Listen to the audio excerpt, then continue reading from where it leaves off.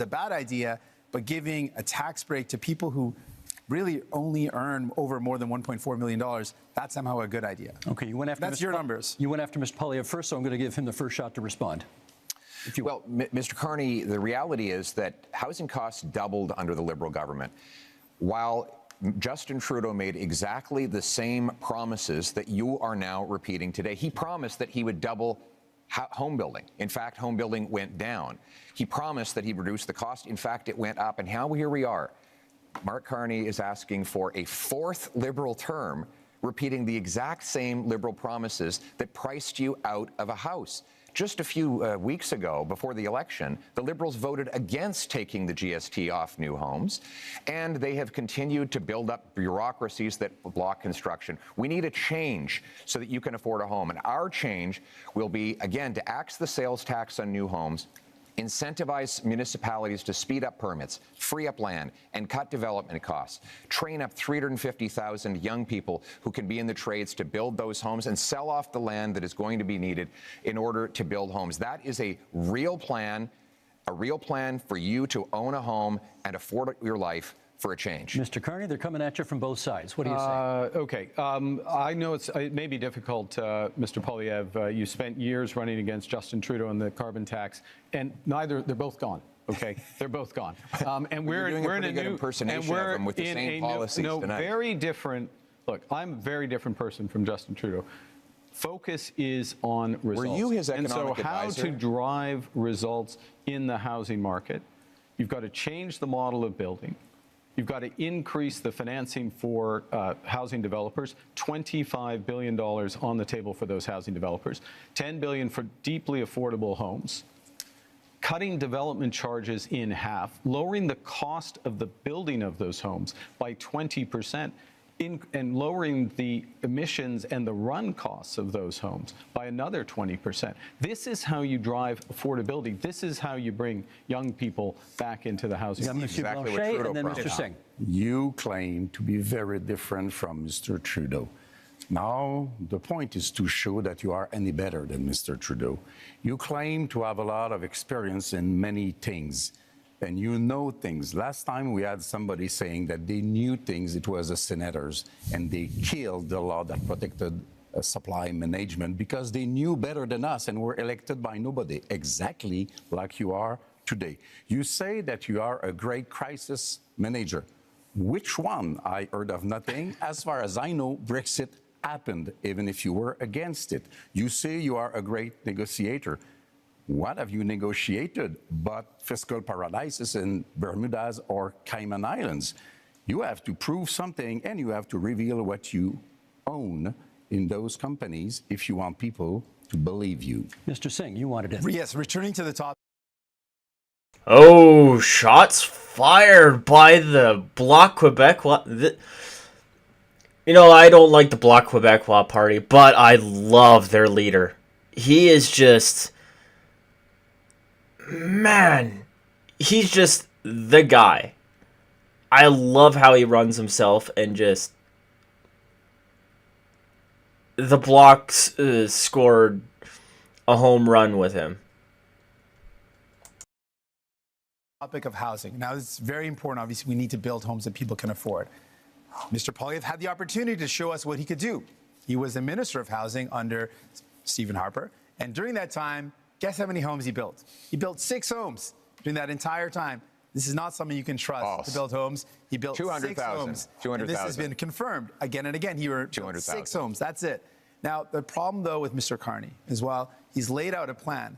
The problem is that when he was the chair of Brookfield Investments, this is a company that made a strategic decision to buy up affordable homes in cities like Toronto, where people were paying a decent rent.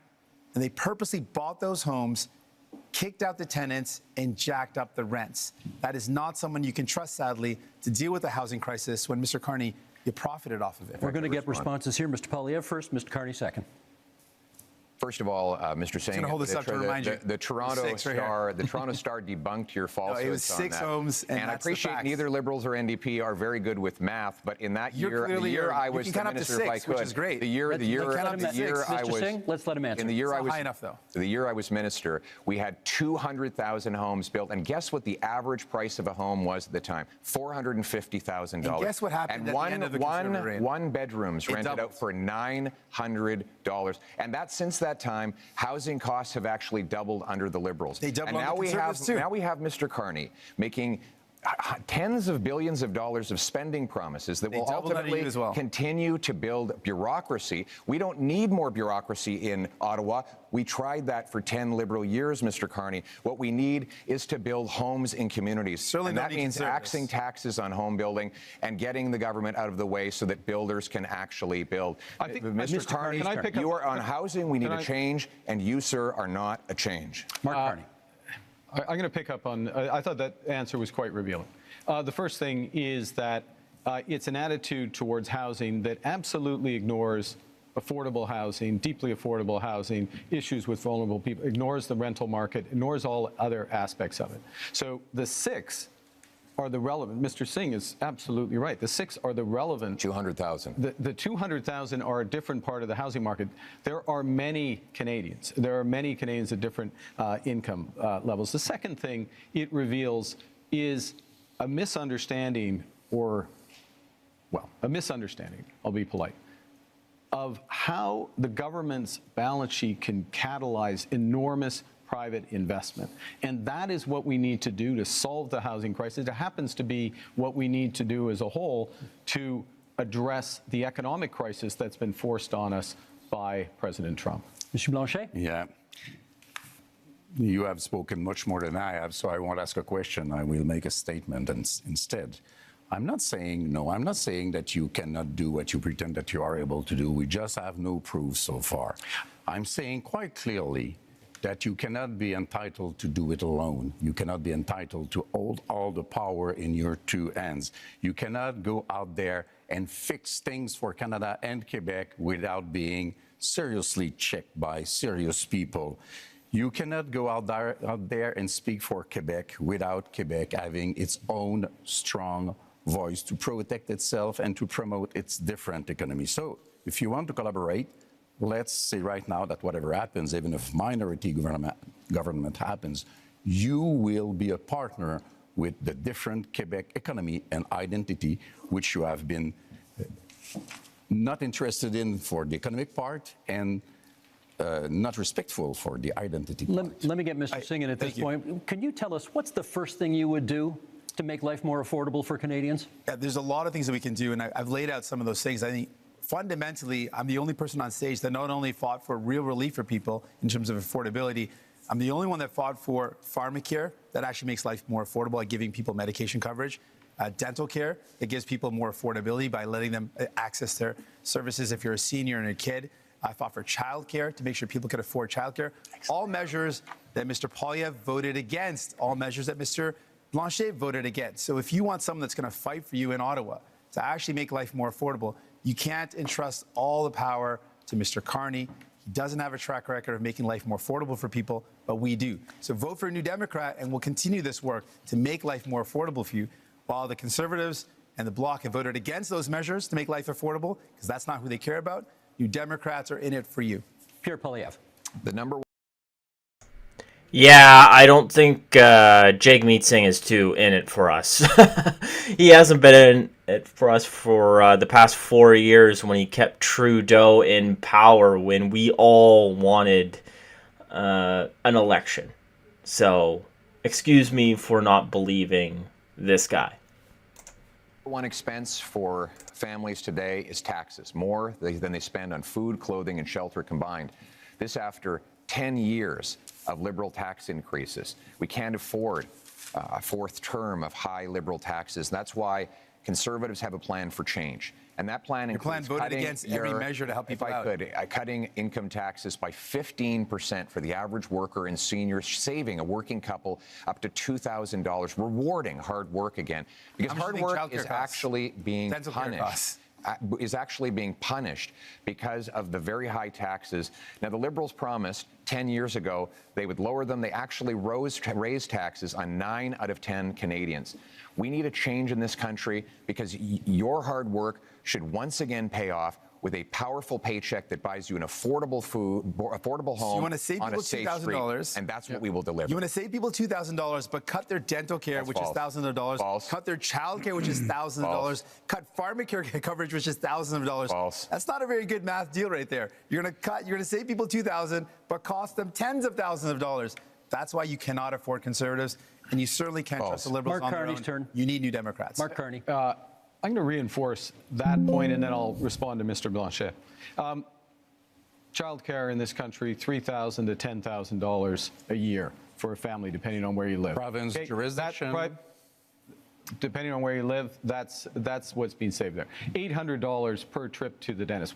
We've expanded dental Province, care to 8 jurisdiction. million Canadians. Because we forced 8 million Canadians. because New Democrats were there. Pharmacare. These are fundamental issues for affordability. We're talking about affordability and taking them off in order. And that's why you to need cut New Democrats. That's Quebec, not what I've said. And I in will be terms cutting of income taxes working with Quebec, for Canadians. yes, absolutely. Throughout the short time I've been Prime Minister, working directly with the Premier of Quebec, our Minister of Foreign Affairs, our Minister of Finance are from Quebec. Quebec and Quebec issues, whether it's Why supply haven't you answered management, Mr. language, Legault's letter? He asked 5 things in the letter. He reduced his expectations. We're talking about- And you did not even answer him. And tonight, you are so much in love with Quebec.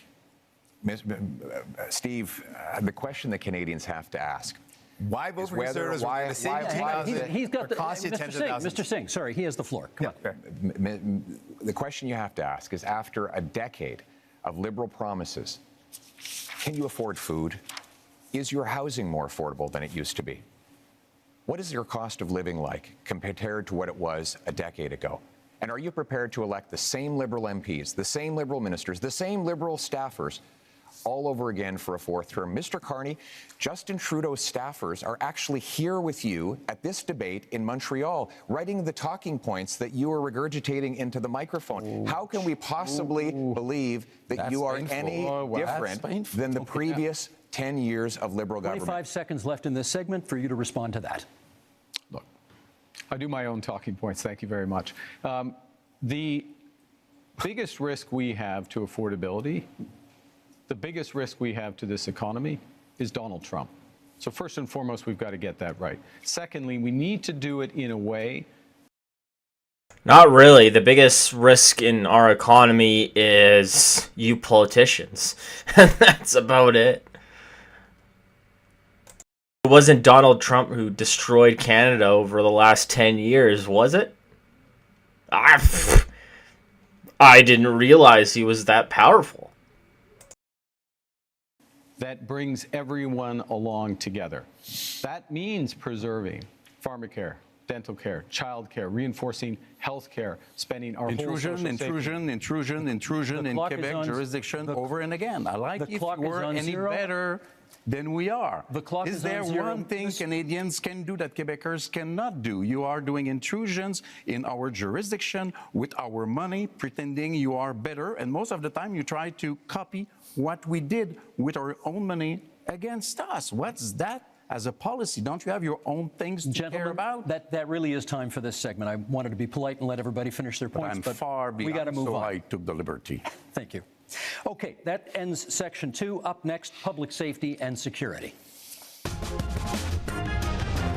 Fight crime, to protect Canadians, and to build communities that are safe, secure, and strong. Keep crime, drugs, stolen cars, and other illegal substances out of our country. We're going to invest in our borders, and that means hiring more border officers. Resources are in short supply, not enough staff.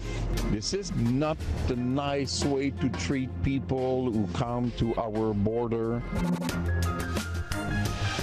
Okay, same format, one-on-one questions and then open debate. Mr. Blanchet, you get to go first in this one. Public safety and security. For a lot of people, that means the fentanyl crisis. I'd like to know what you could contribute to ending that crisis in this country. The fentanyl crisis is a very serious issue, which is a bit less important in Quebec than it is in British Columbia. I think the whole border thing is the real issue. Immigration is a very important issue for Quebecers. Immigration has to be dealt with in an orderly fashion. Our borders are not dealt with in an orderly fashion. The rules are not respected. The rules are unclear. Some rules even invite people to hide for 2 weeks illegally before coming out. Some things has to be done. The situation of one person asking for asylum may take as much as 4 years without us reducing the number in order to deal with them in a human way. The services for every citizen in Quebec are being reduced because we cannot afford the fact that we are receiving much, much more people in Quebec from this specific type of immigration than we can afford, and we cannot teach them French. That's time, Mr. Blanchet. We can, of course, return to the immigration issue during open debate should you choose to. Mr. Carney, question for you. The Liberal gun buyback policy, not considered a success by many people. Reviving it is in your platform. Yeah. Why would it work this time? Yeah, I think, well, what we've seen with that policy is some success at the commercial level, but not at the individual level, because it hasn't been, in my opinion, it hasn't been organized properly, and it needs to be organized properly. And I've instructed the Minister of National Security and Public Safety in order to do that. So part of this is a different focus of government, a focus on results, a focus on clear milestones in the short term. Let me make a broader point, though, on gun, which is that we have a problem with guns coming over borders, which is why we've tightened our borders. We have an issue, though, with a gun industry that is continually coming up with new forms of assault rifles, mass killing machines. We banned over 2,000 of these. Every single time there has been a vote in the House of Commons on gun control, Mr. Poilievre has voted against it. You can't be tough on crime unless you're tough on guns. Mr. Poilievre, you can come back. Listen to that. Mass killing machines. That's what he thinks that legal gun owners are looking to buy. Mass killing machines. This guy's a loon. Just a loon. Back on that in the open debate if you want to, but my question for you in this segment is, Indigenous people are statistically overrepresented in our corrections system. Are you concerned that your tough on crime platform will make that worse? I'm concerned that Indigenous people are disproportionately the victims of crime. I give you the example of a wonderful group of Indigenous people who came under attack in Saskatchewan, and many of them were murdered. Killer was out of jail after 60 prior convictions. This is the result of 10 years of liberal laws that allow the same offenders to be released dozens and dozens of times, even when it's known they are a danger. We can't risk a fourth liberal term of keep the illegal Thank you, guns Mr. Poilievre. That's time. Mr. Singh, your question is about the RCMP, because you've got RCMP reform in your platform. What, in your view, is the problem with the RCMP? Well, some of the basis for this is the concern that's been raised in more rural communities and northern communities that there have been some serious concerns about violence or inappropriate use of force when it comes to the execution of their duties. We want to make sure that we've got a top-tier police force that provides security and safety to those communities in a way that's sensitive and understanding of the communities they're serving. I also think what's very important is for Indigenous communities, Indigenous policing. This is an area of deep concern. I think everyone in our country should be safe. You should be able to be safe at home, safe when you go to work, safe if you take public transit, safe for your kids to be able to play in the local playground. And that's something I'm committed to. The other area that I'm focused on when it comes to public safety is making sure we prevent crime before it happens, and that's why we want to see increased investments in our border security. We saw under the Conservatives, they cut 1,100 border officers in one day. So that prevented our ability to keep our borders safe. That stops those materials from coming into the country. That's time. Not sure it was about the RCMP, but maybe we can get back to that during the open debate segment, which we go to right now. And Mr. Poilievre, you get the first word on this one, and it sort of dovetails on the last answer you gave, which is, You have pledged to be the first prime minister in this country to use the notwithstanding clause, setting aside charter rights of, as you call them, multiple murderers. Why do you think that's necessary? To be clear, I want to uphold the charter rights of Canadians under Section 7 to life, liberty, and security of the person. Right now, that right is violated by multiple murderers who are given discounts. The case in question was a gentleman who went into a mosque and shot dead 6 innocent worshipers. He got, according to this ruling, only one 25-year sentence, meaning he could be out in his 50s. He only serves 4 years for every murder that he carried out. That is outrageous. And I will use the constitutional powers that are created for this purpose to ensure that mass murderers stay in maximum security penitentiary for life. They will only come out in a box.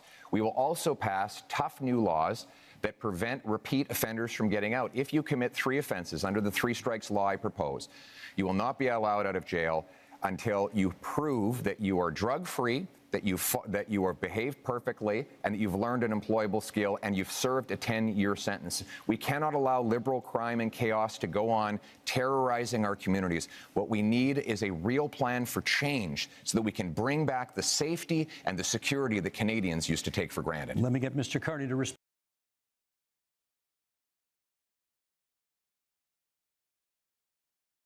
I mean, and I don't think anybody would really say anything against that. That sounds like common sense, though the notwithstanding clause is kind of... it's sketchy to me, and it's, what do they call it? A slippery slope. So if this is a one-time thing, okay, just because these are really, really bad people, makes sense. Makes sense. But can we really trust the government to only have this a one-time thing? Respond to that? Do you think that's an appropriate use of the notwithstanding clause of the Charter? I think that the one of the core responsibilities of the federal government, Prime Minister, is to defend the fundamental rights and liberties of Canadians. And those fundamental rights and liberties of Canadians are outlined in our Charter of Rights and Freedoms, which is 43 years old literally today. I think it's a very dangerous slope to override judgments of the Supreme Court of Canada. In fact, the Charter of Rights and Freedoms exists to protect Canadians from people like us on the stage, politicians who may use their power to override fundamental rights. And the issue in using by the federal government, I'll stop here, is not where you start, but where will you stop? Mr. Poilievre, I should get Mr. Poilievre on that. Is it a slippery slope if you use it in this case? I must say, I would be quite interested too, because Mr. Carney said that he didn't want us to use the notwithstanding clause before adopting a law. And yesterday he said that he felt that it was wrong to use the notwithstanding clause after a law is adopted. So if we cannot use it before and we cannot use it after, it means that Mr. Carney believes that we should never use it. But it is very important.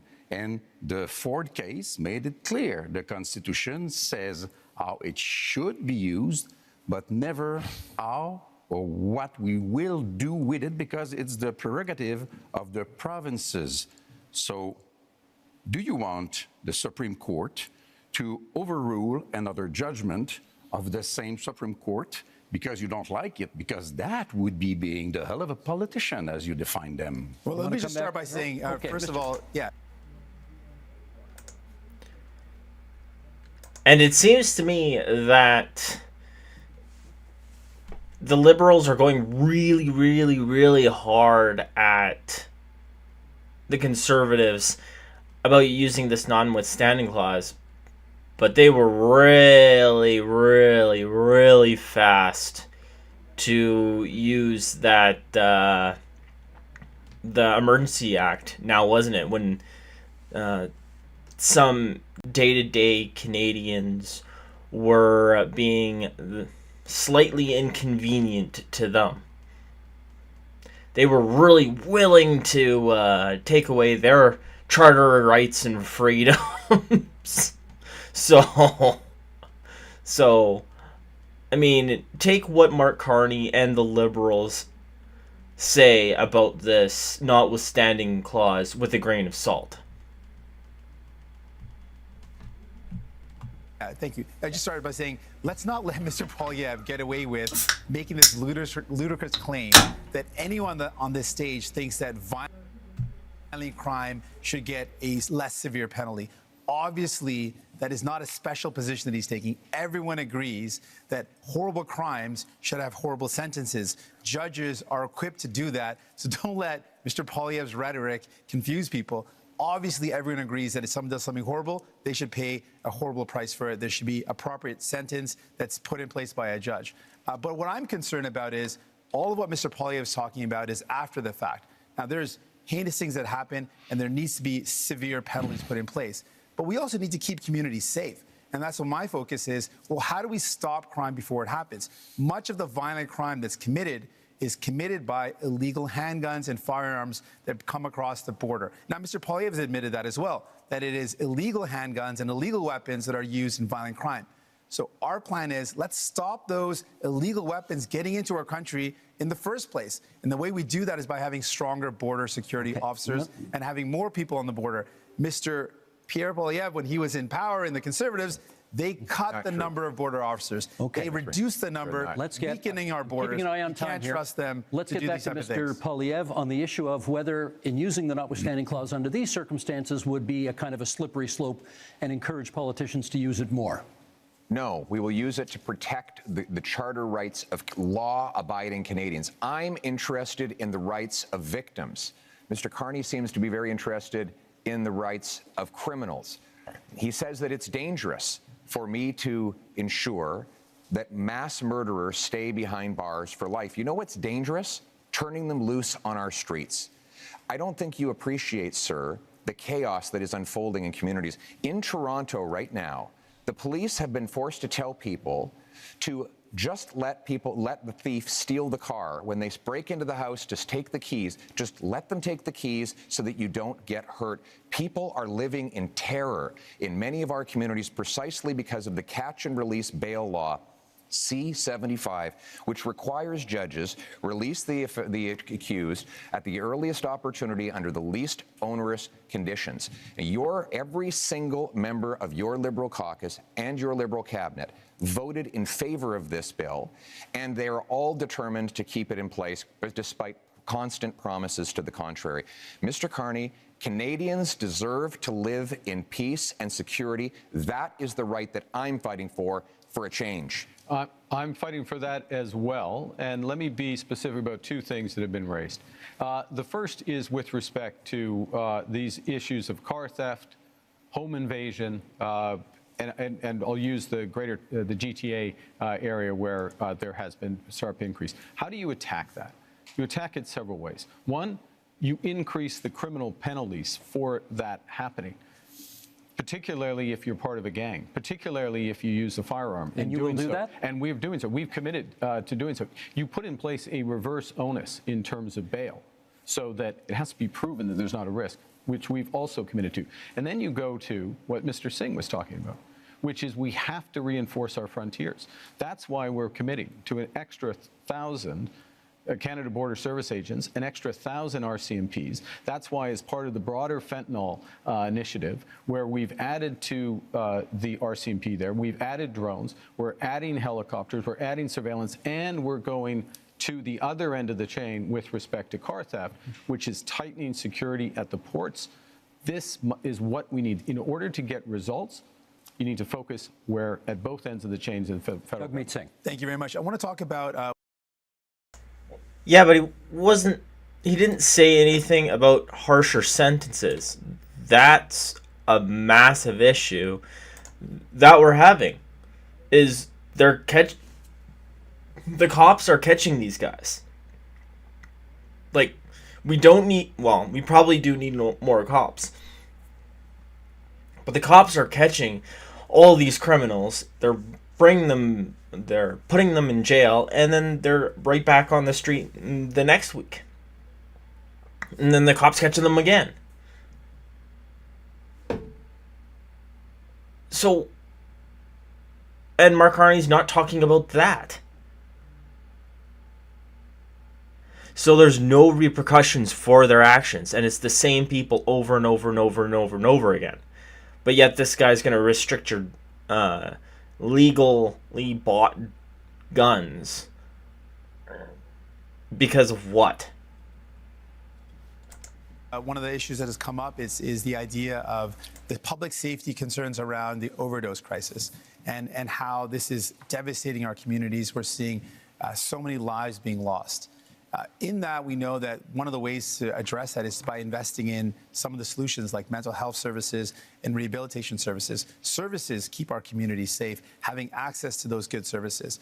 Both Mr. Carney and Mr. Poilievre are proposing cutting government spending and cutting those services. That's not going to make our communities safer. We need to see better investments in rehabilitation services, more investments in mental health. We need to respond to this serious crisis in our country with care and compassion. I've met with Moms Stop the Harm, an organization of moms that have lost their children to this opioid overdose crisis. They've literally had their children have died because of this.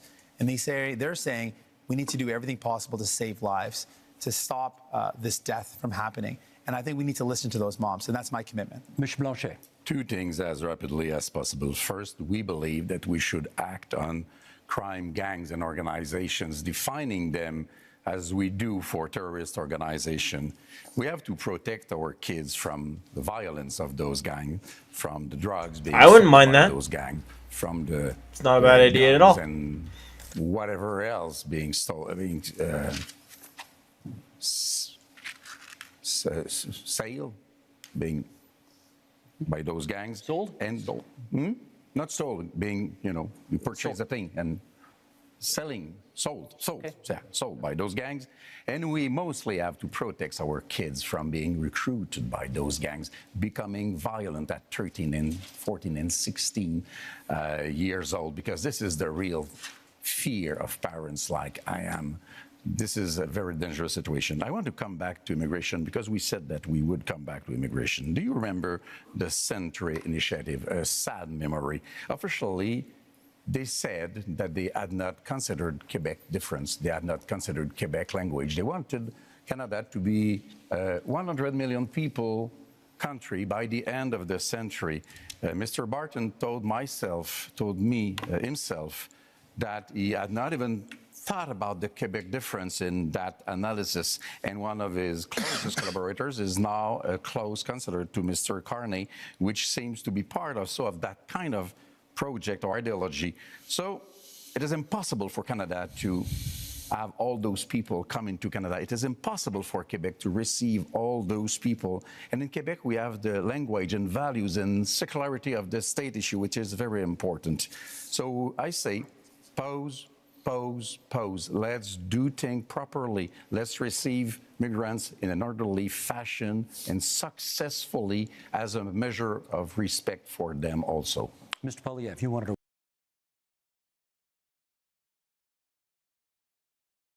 And I think that is an incredibly fair thing to say. These Century Initiative people, they're loons. They're loons. They think they know better than the people who actually live in Canada and think that Canada can go from, what were we at before they got into the year of the government?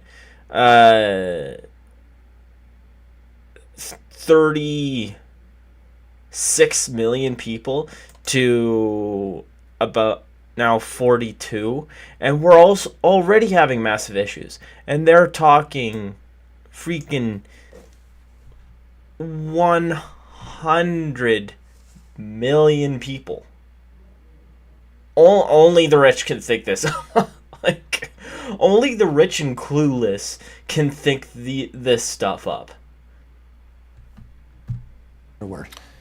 I speak to families all the time who are terrified by the scourge of drugs and illegal guns. And we know those guns are not Grandpa Joe's hunting rifle. So when the Liberals try to ban hunting rifles, they're really going after the wrong people. 90% of guns that come in that are used in crime are smuggled illegally over the porous, Liberal-run borders. border and that's that you why cut the police. border officers. That's not true, and that's You why literally the police. cut the border officers. The police in the actually, facts. if I could, the police actually endorsed do it me. again, The police in Barrie, in Peel, in Sault Ste. Marie have all endorsed me because they know that I will go after the gun smugglers and criminals with 2,000 extra frontline border guards that will stop the guns After you from cut coming them, in. now you wanna hire But unlike the Liberals and NDP, I will not ban hunting rifles. The Liberals want to We never protect. wanted to ban I want to them. That's protect Canadians made up. from criminals. The Liberals want to protect turkeys from hunters. I think we know which one makes the most Mr. sense. Carney, quick intervention, Mr. Carney, and then I got a question for each of you before this segment's out. Okay. We absolutely fully support hunting and rights of hunters and Indigenous Canadians. But I want to raise an issue, which is a serious issue, talking about safety. There are people, we're in Montreal, in Toronto, across this country, who fear going to their synagogue, fear going to their community center, fear taking their children, leaving their children in school. And this has to stop. This is it's totally unacceptable. So what we're proposing is to make it a criminal offense to threaten or to impede anyone from being near or going to their place of worship, their school, their community center. This, it pains me that when we have to do it, because this is not what we should be doing as Canadians, of course, Okay. but we will put that in place. Let me Respect. And this is a fundamental issue with respect Let me to get 10 anti-Semitism. seconds from each of you before this segment's out on what you perceive to be the big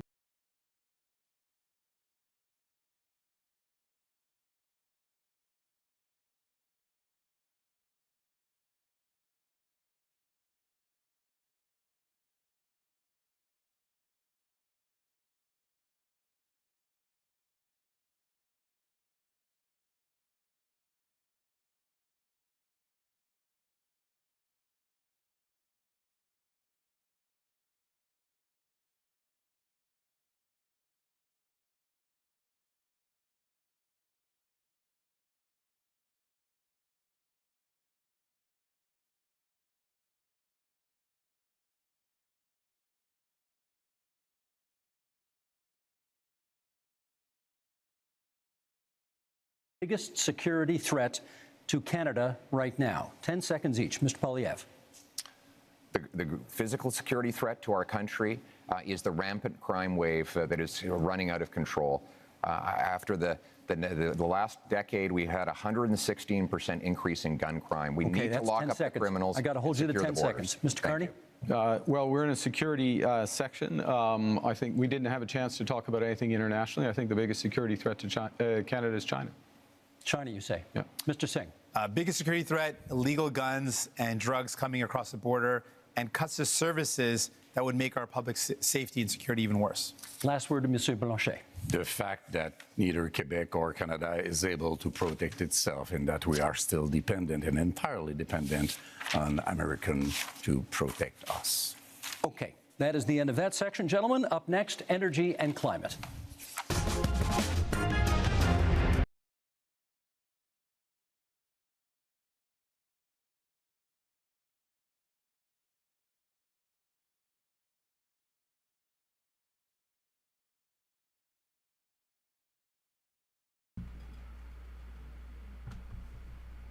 There we go. Something weird happened. But what I was gonna say is, holy, the Bloc Québécois are asking some of the best questions right now. It's actually quite interesting, and they have very, very good answers with everything. They've been like, even there when he said our biggest security issue is we can't defend ourselves.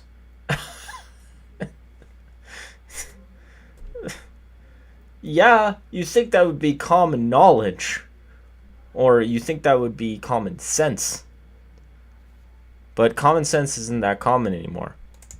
improving pipelines, getting things built, unleashing production. We are unlocking major infrastructure projects, including in conventional energy, oil and gas. We're speaking thousands of dollars a year for each family to pay for the damages of climate change. We can absolutely build important projects like an east-west energy grid. Energy and climate change. I know how much all of you love talking about pipelines, so here we go. Mr. Singh, to you first. Should Canada build new pipelines to get our oil and gas to market?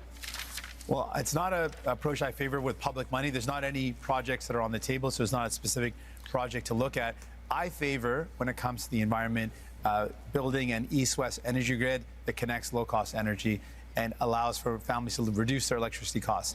But let's put this all in context. We're talking about what our energy solutions are in the context of a climate crisis. And we're not just talking about a climate crisis in the far future. We're living it right now.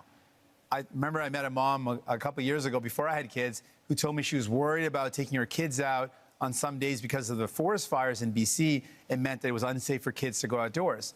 Fast forward to when I became a parent just a couple of years after that, and I literally worry about the same thing. The forest fires we saw a couple of years ago meant that many places that didn't see this before saw days where there was such smoke in the air that it was dangerous for kids. We've seen extreme weather, forest fires, heat domes, floods impacting us. We've got to do everything we can to Thank you, protect our Mr. future. Singh. That's time. Mr. Poilievre, where does fighting climate change land on your list of priorities when it comes to expanding energy opportunities in this country? It lands within our priorities of bringing home jobs while bringing down emissions around the world. Look, the reality is that if we push production out of our country to more polluting countries, it actually makes the problem worse. But that has been exactly the Liberal approach with the anti-development law, C-69, blocking of 15 LNG export plants over the last 10 years. We have seen more of those jobs go abroad. I want to bring them home. My plan will be to approve, for example, natural gas liquefaction and export. If we sent our gas to India, for example, to displace half of their demand for electricity, we could reduce emissions by 2.5 billion tons, which is 3 times the total emissions of Canada. That's the way we bring emissions down and jobs up. It's common sense, and now it's time to bring it home. Thank you, Mr. Poilievre.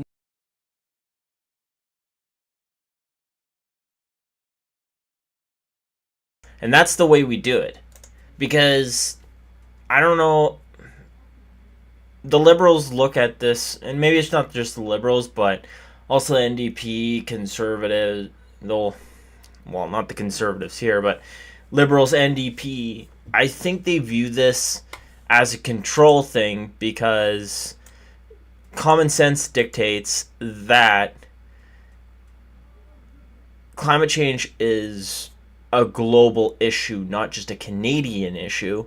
And if other countries are opening coal power plants, like up-and-coming countries, right?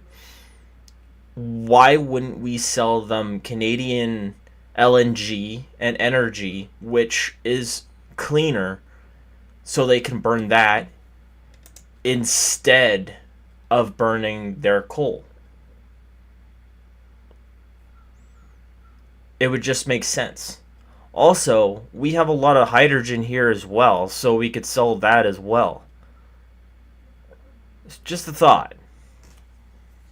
And this is what the Conservatives and Pierre Poilievre is saying, and has been saying for a while, is let's get this stuff out to port, sell it to places that are up and coming, and then that'll solve or incredibly help the climate crisis, quote unquote. Next question is for Mr. Carney. How would your government fast-track pipelines and mining projects while also following the Supreme Court decision that requires consent of Indigenous communities?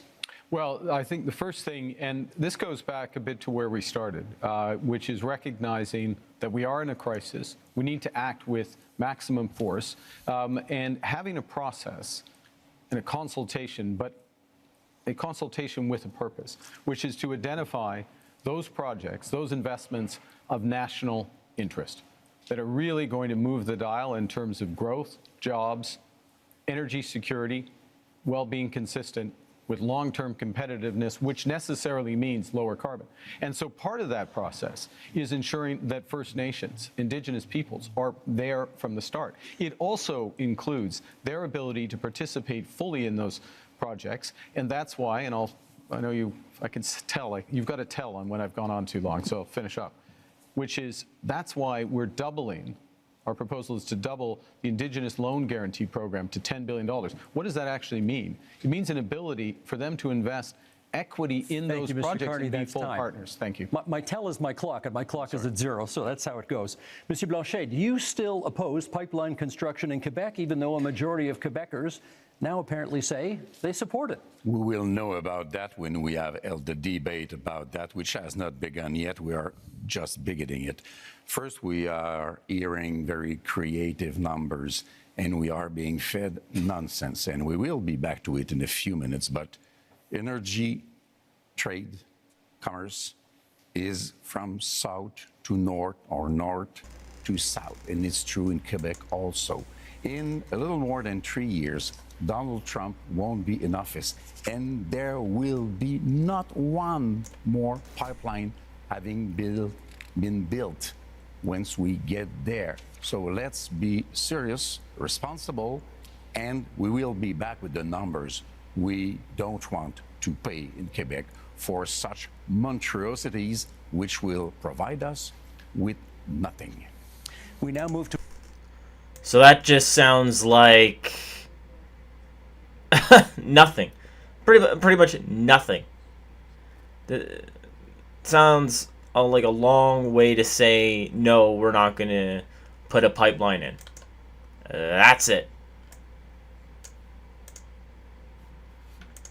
To open debate, and you all will get a chance, or have had a chance, to get the first shot at this. And Monsieur Blanchet, it is your turn to get the first shot. Canada has a substantial supply of critical minerals which are in high demand. Are you in favor of allowing these minerals to be mined? Of course. It has to be done properly. Quebec has probably the most important clean phosphate reserves in North America. In Saguenay-Lac-Saint-Jean, it is very important. It has to be exploited. This is the best way to use Paul Saguenay as an infrastructure that we need. We have lithium. Everybody needs lithium. Transportation has to be taken from oil to clean energy. This is what we want to be working on. It is part of the specifics of Quebec economy. So we are in favor of that. But we don't want to pay for the $30 billion which have been spent on oil and gas by the Liberals last year. It's $7 billion from Quebec. We don't want to pay for the $40 billion which have been spent by the Liberals on Trans Mountain. It's $9 billion from Quebec. Those are $16 billion of which not $1 has been spent in Quebec to develop a lot more power and wealth for Quebecers with our... Leader of the Liberals, respond. Well, actually, I was going to pick up on the enormous opportunity that exists in Quebec, exists in Ontario, exists in the north of Canada, really exists across this great nation in terms of critical metals and minerals. We are have one of the biggest resources in this country. And this is, it's not just an enormous economic opportunity, it is a strategic opportunity for Canada. So we have to make a decision, not just to develop it, but how do we develop it and who are our partners for it? Do we become more dependent on the United States, which is what they want? By the way, President Trump this week said he might put a tax on critical metals and minerals, just showing again. Yeah, but the job is not and so the discussions to that, negotiate, so not to have tariffs. if I may finish. Let's let him finish. Let me finish. So the opportunity includes in Europe and includes in Asia as our partners. Last point. In order to get it done, we'll put in place a first and last mile fund. So these projects are connected to road and rail so they can go quickly to market. And we will have all of the other fast tracking measures in place that I talked about earlier in terms of capital, timing, approvals, so that we can move quickly, we can be stronger at home, Always with the Mr. Singh. approval of Yeah, Quebec? I Mr. think Singh has the floor. we should absolutely take advantage of the fact that we've got incredible amounts of critical minerals in our country. And the way we do that is with any energy project or any project of this nature, make sure it's got the local community buy-in. It creates good jobs in communities, make sure we are meeting all our environmental needs, and we work with Indigenous partnership. And so I absolutely agree with that. I want to build on something Mr. Blanchet mentioned about the investments that this country has made. What I found very troubling is that the past number of years, the Liberal government record is one where we have spent the most subsidies compared to any other country in the G7 on subsidizing oil and gas. These are highly profitable companies. You I voted think that's for the it. wrong thing to do. We fought against it again and again. No, you voted and then for the it Liberals have over continued and to do again. it. And so my question really to Mr. Carney is, will you commit to ending oil and gas subsidies? Yeah. We should be using that to invest in people, not giving it to highly profitable oil and gas companies. Yeah, we talked. I promised Mr. Polyev the next. We'll come back and get that question answered. Mr. Polyev. Well, Mr. Carney, you point out that Donald Trump has a wrong-headed idea of putting a tax on our mines and our industry. And that is wrong. But so do you. You want to apply a massive industrial carbon tax on Canadian mines, Canadian steel mills, Canadian aluminum plants, You want to let them just pollute as Canadian much as they oil want? and gas. And your idea is to double the tax that Trump is applying by hitting them a second time. This will do nothing for the environment. It will actually ship our jobs south of the border, Mr. Pollier's just plan is let them like pollute as much as they President want. Trump Not a good plan. wants. My plan is to bring that production home here to Canada. For example, I will give a tax credit to low-emitting Canadian industry like Quebec's aluminum, for example, or British Columbia's natural gas, so that we not only bring home the production, but we do it below global average levels of emissions, You so that translate we that. actually help the environment while bringing wants to home let the big jobs polluters for our pollute people we have to let him at the finish. same time. That is a sensible, pragmatic approach that puts us in charge of our economic destiny so we can stand up to the Americans from a position of strength for a change. Mr. wants to let Carney, them we've pollute got. as Hang much on a as they second. want. I want to give you a chance to speak to Mr. Singh's criticism about oil and gas subsidies and Mr. Polyev's criticism about the industrial carbon tax. Okay, I'm going to make 3 points. I'll make 4 if you want me to respond to that, but I want to make 3. The first. Okay, so that sounds like it's going to be a long time, so let's take a quick little break. So, Pierre Poilievre's view on natural gas and energy is pretty much perfect, right? Bring it back to Canada where we know we have the cleanest natural gas that there is. And for the people who do a good job at keeping their, stuff green, we give them a little tax subsidy. Give a little pat on the back, be like, hey, good job, guys. You did well for the environment. I'm fine with that. Where the Liberals and the NDP just say, just don't build. And then it'll be green. We'll just import it all. First is that I answered this question last night, but I think the puck had already dropped in the Canadians game, so not everyone heard it. Yes, end to oil and gas subsidies. That's why you need New Democrats. Secondly, I would have done it independently. Secondly, recognizing that the biggest component of that was the cost of building Keystone. Keystone, which is the pipeline which has helped to increase oil and gas oil exports rather by 50% in this country, that is an asset of the people of Canada. We own it. And the question of what to do it. So it's not a subsidy that has disappeared, it's actually an asset of Canada. Let me make a third point, though, in terms of where the oil and gas industry, particularly the oil industry, wants to and needs to go, which is to become low carbon in the production and transportation of oil. One of the big projects we need to move forward with is carbon capture and storage, the Pathways project, so that we have oil and gas that is competitive, not just today, 10 years from now and 20 years from now, as the world uses less. We want to have more market share. We need to do Mr. Carney, that. My government will move that. But by definition, a subsidy isn't when we buy a pipeline. I'm talking about subsidies that go to oil and gas companies, independent, separate from the country, oil and gas companies. That's what I'm talking about. The figure you quoted last night included the cost of the pipeline. Do you want to address billions his of point? dollars are So check that. It was not Keystone Pipeline. Keystone Pipeline was subsidized by the Albertan and the Saskatchewan provinces. So thank you, Mark Carney, for taking the kudos away from our provinces in the West and in the prairies. It was the Trans Mountain Pipeline that they bought and blew the budget out of proportion. Spending, we got to stop spending. Sorry, can we get you to address his point about the industrial carbon tax? How much will the industrial carbon tax add to the price of a car? So the first thing I want to say is I'm going to address the broader point. The broader point is the entire absence of a climate plan from Mr. Poilievre, which, by the way, is going to put our industry and our country at a disadvantage as we're looking for new trading partners. Guess what?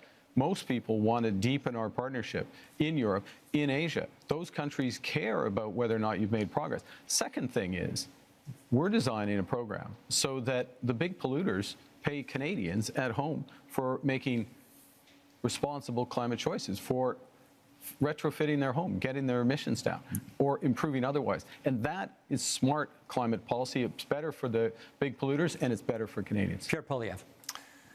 Mr. Carney didn't answer my question. I asked how much would an industrial carbon tax on Canadian steel add to the price of a car. He won't answer because he knows that it will be very expensive because there's lots of steel in cars.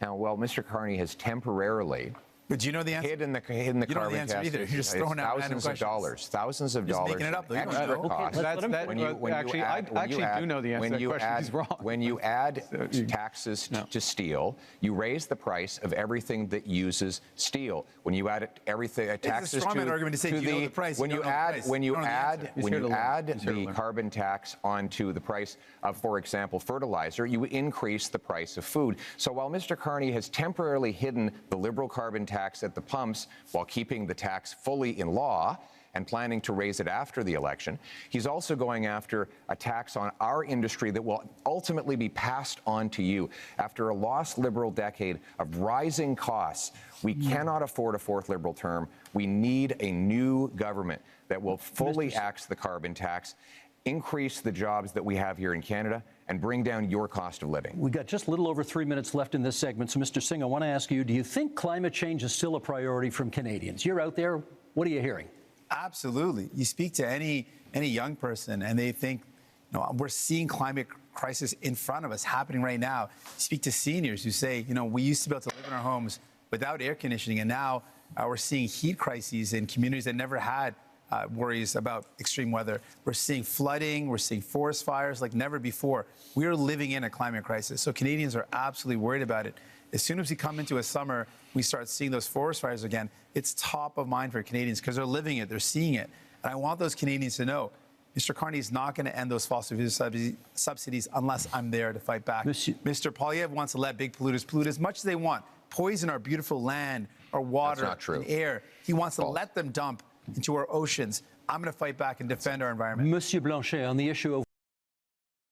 Wow, he's literally lying straight to the guy's face. Or, like, I guess not lying, but painting him in a terrible light and saying that he's said something when he hasn't said anything to the guy's face. So, I don't like people still care about climate change. I think people should be kept very informed about climate change because we are in a very strange denial situation about climate change, which still exists and is very expensive. And I'm sorry to crash your party, guys, but you are telling fairy tales. Clean oil and gas is a fairy tale. Large-scale carbon sequestration, sorry, I'm French, is a fairy tale. It does not exist. If Alberta wanted to exploit oil and gas and it were not a matter of pollution, I wouldn't mind at all. That's their business.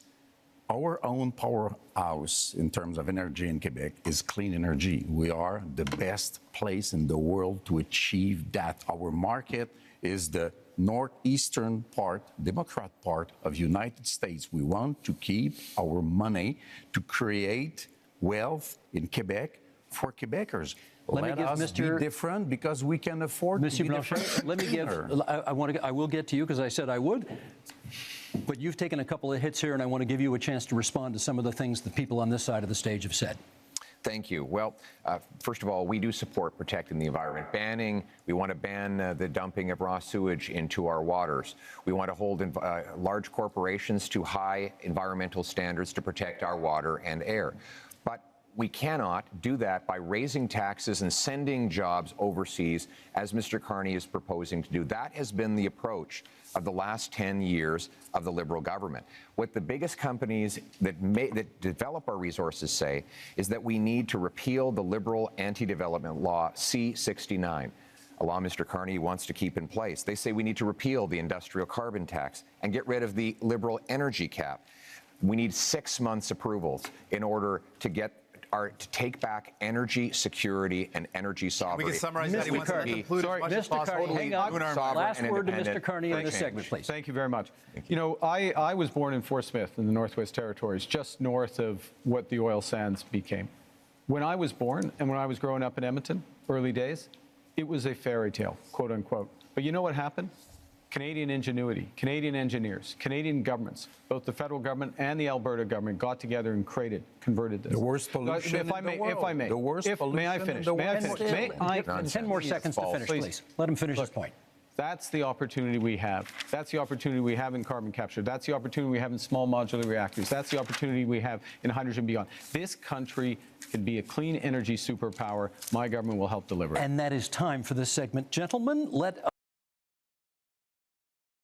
See, and what the Bloc Québécois forget is Alberta doesn't have that luxury of Quebec's large streams or, well, rivers or the, what do you call them, the Great Lakes that they do for their hydroelectricity.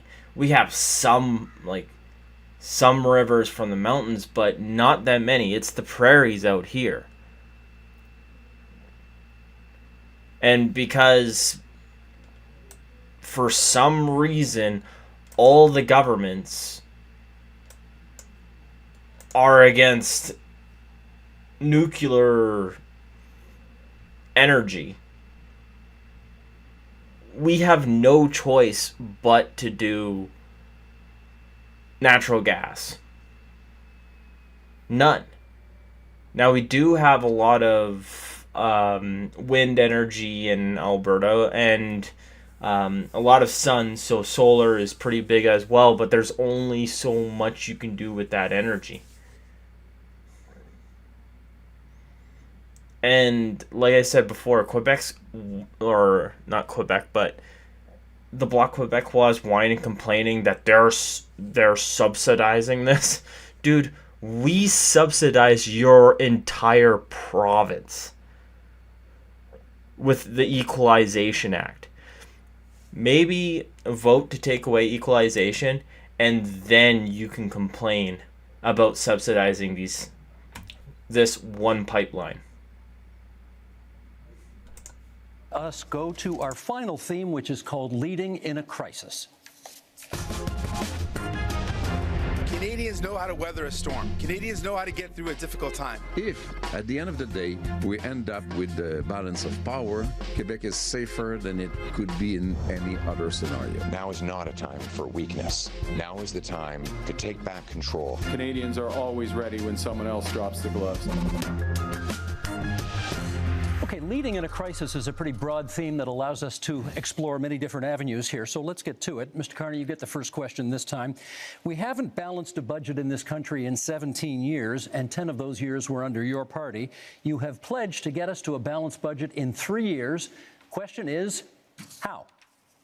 So let me put this in the context of leading in a crisis, which is, in a crisis, you got to plan for the worst. Worse is that the U.S. actually does want to take us over. Secondly, you got to have a plan. plan to build, and that'll include a fiscal plan, and I will get to that in a second. The third thing is you need to respond in a crisis with overwhelming force. You need to think big. You need to move rapidly.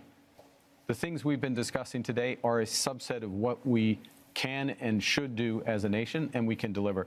And government can play a role, but its role has to be catalytic. And so our approach is that we will slow the rate of spending. It's been growing at 9% a year, operational spending, program spending, away from transfers individual, 9% a year. We'll slow that to 2%. We will focus on a small amount of capital spending by the federal government in order to drive enormous private investment up to $500 billion by 5 years. Thank you, Mr. Carney. Ukraine surely constitutes a crisis, leading in a time. And how is Mark Carney going to do that with the exact same cabinet as Trudeau had? He's got the exact same people working on the budget that were before. Wow, I guess a different finance minister, but still.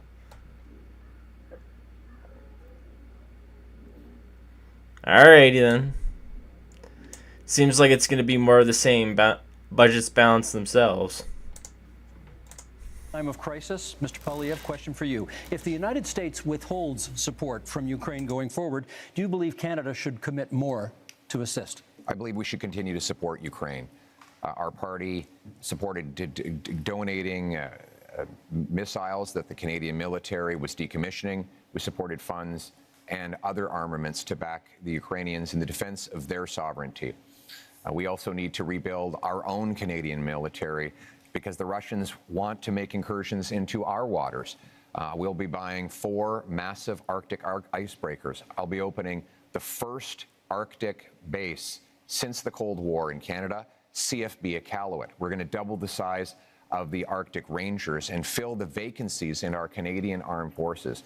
We need a change to rebuild our military, which has been so disintegrated under the cuts and the mismanagement of the last 10 years. But we can have a change because we have the best soldiers, sailors, and airmen in the world, and they will have full backing from my government if you give me the honor of becoming Prime Minister.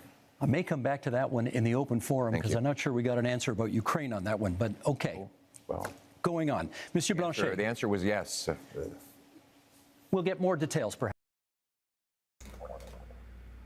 Yeah, dude, Pierre Poilievre just made an unresounding yes. But I guess no, we should not be paying more because another country says they're not going to be subsidizing another country's war.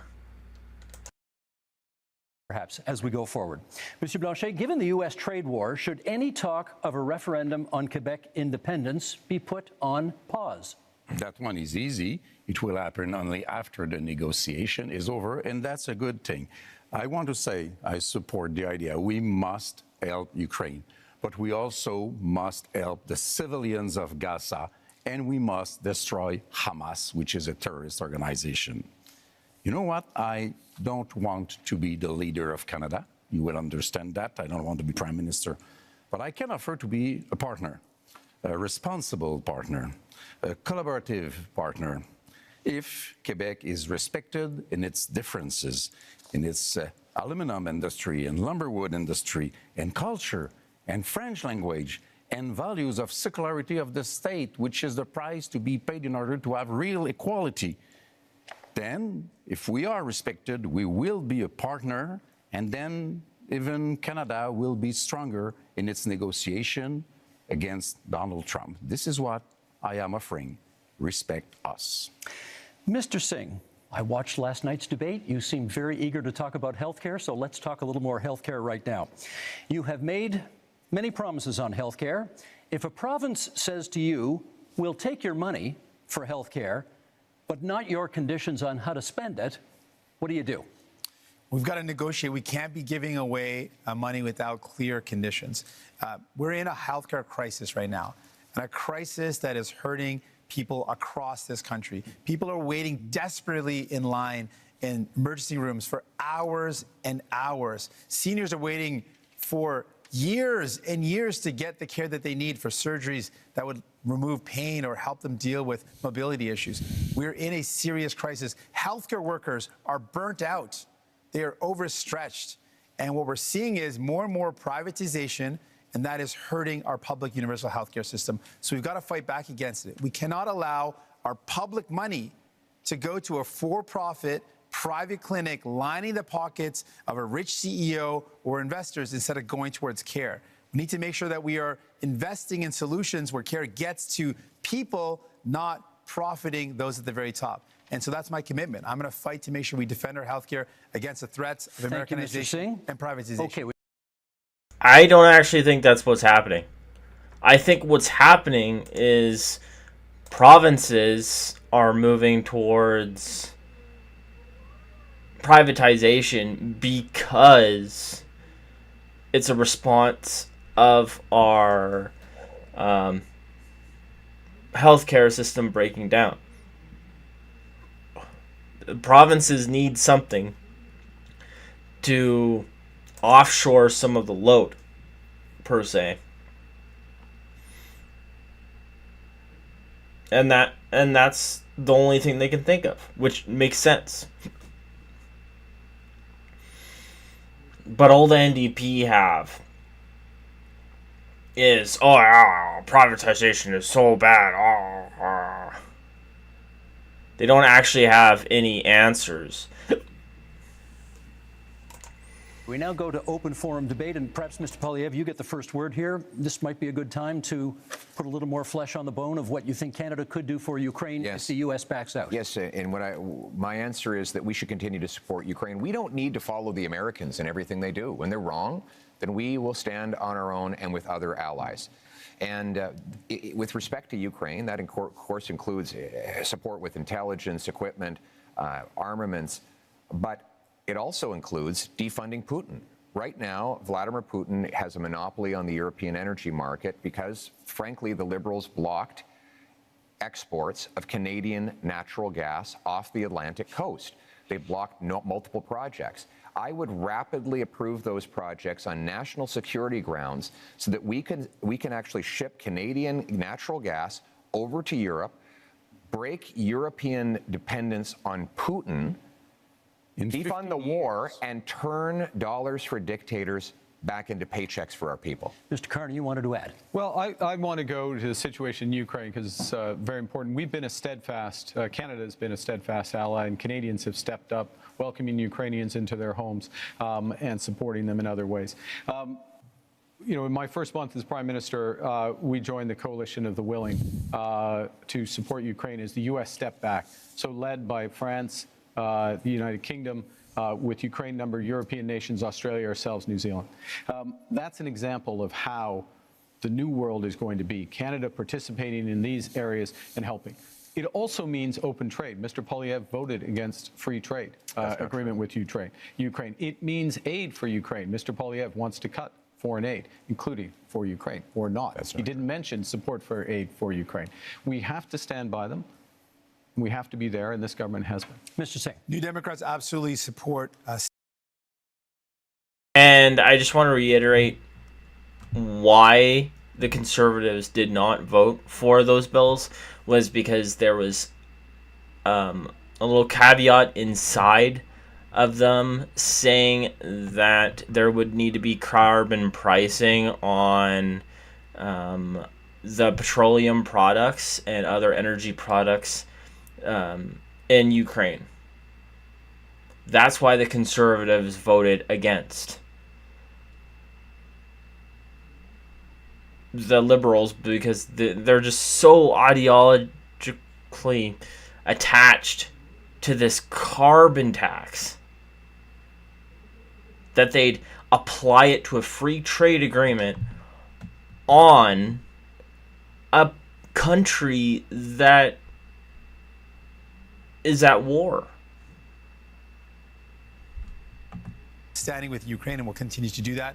But I appreciate the opportunity in talking about leadership in crisis, talk about many of the crises that we're up against. And one of the crises we're up against in our country, with the threat of Donald Trump, with the threat of the trade war, and with the privatization and Americanization of our healthcare system, is the healthcare system. And what we have learned today, Mr. Carney mentioned slowing operation spending. That's a cut to services. He said his plan. He has a plan to balance the operating budget within 3 years. That's going to require massive cuts to spending. We calculated that at $43 billion in cuts.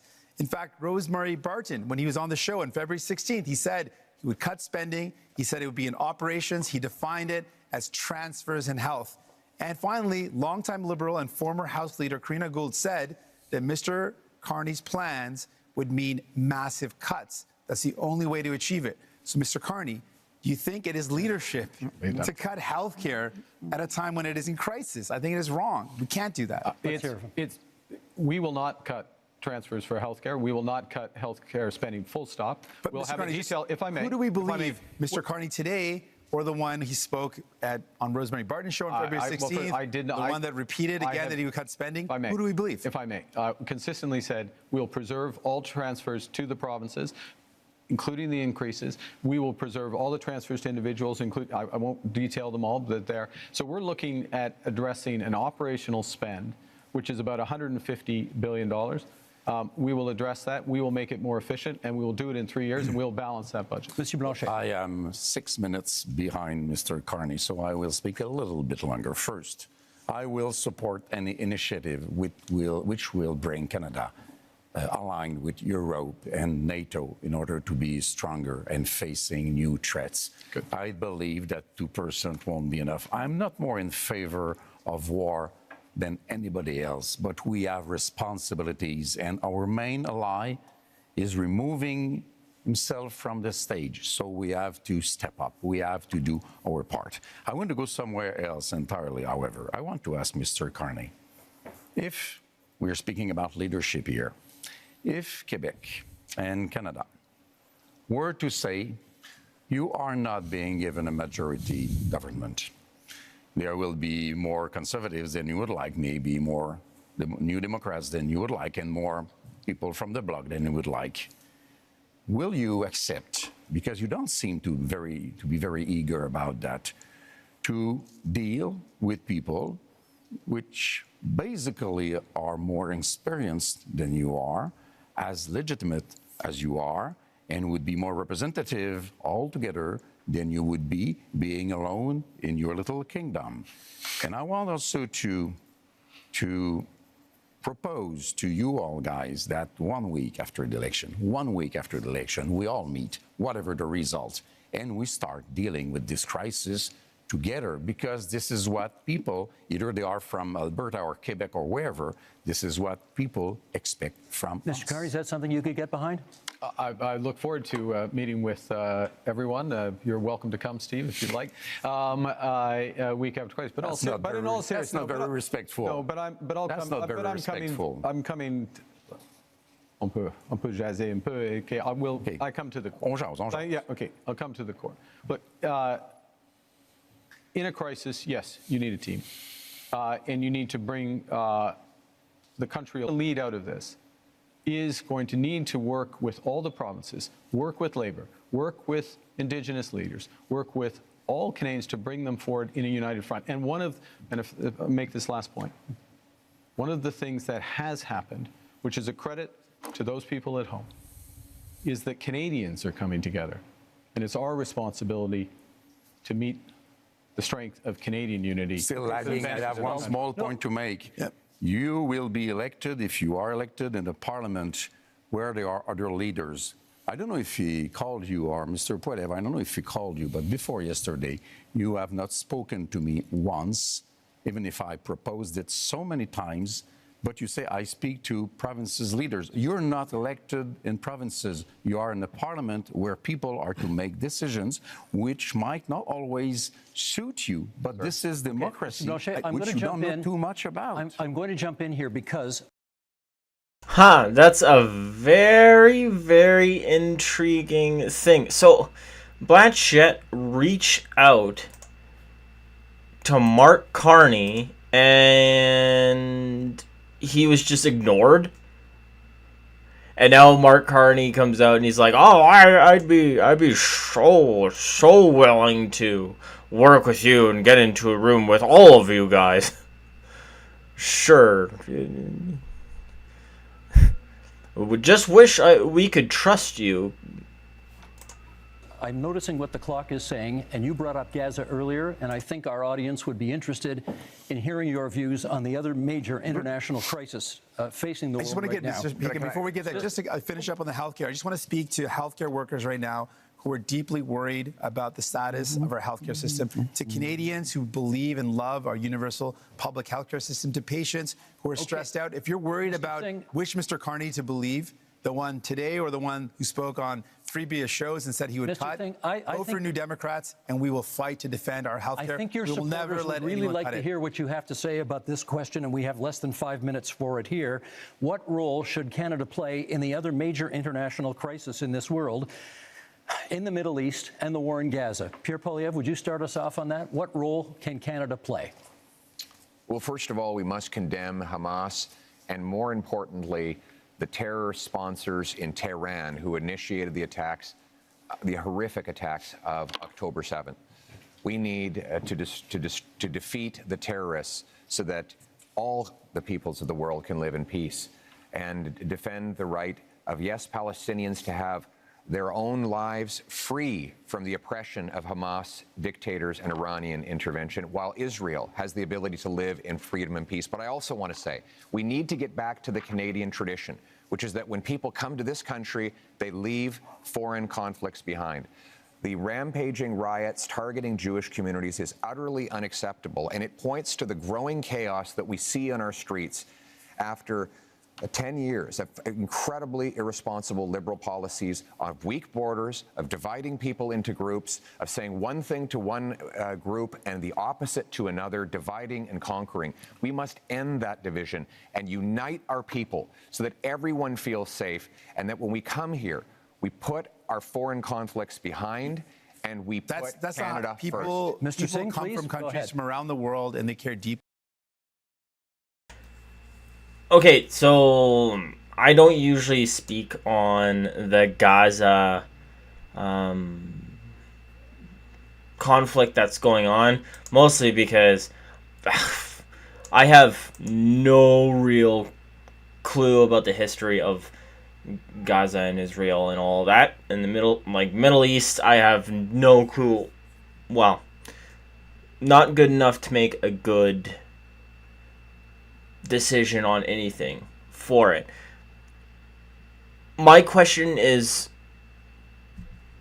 with what Pierre Poilievre said, and he said that Hamas needs to be defeated. Isn't it, and this is just my ignorant self talking, didn't the people in Palestine vote for Hamas? Now, I could be totally wrong, but didn't they vote for, a Hamas-led government? And if so, then what is he saying?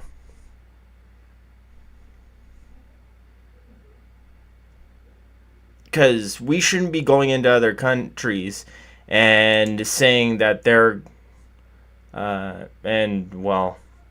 taking out their governments just because they have different ideologies than us. We don't do that to China, and they have, the exact opposite ideology than we do.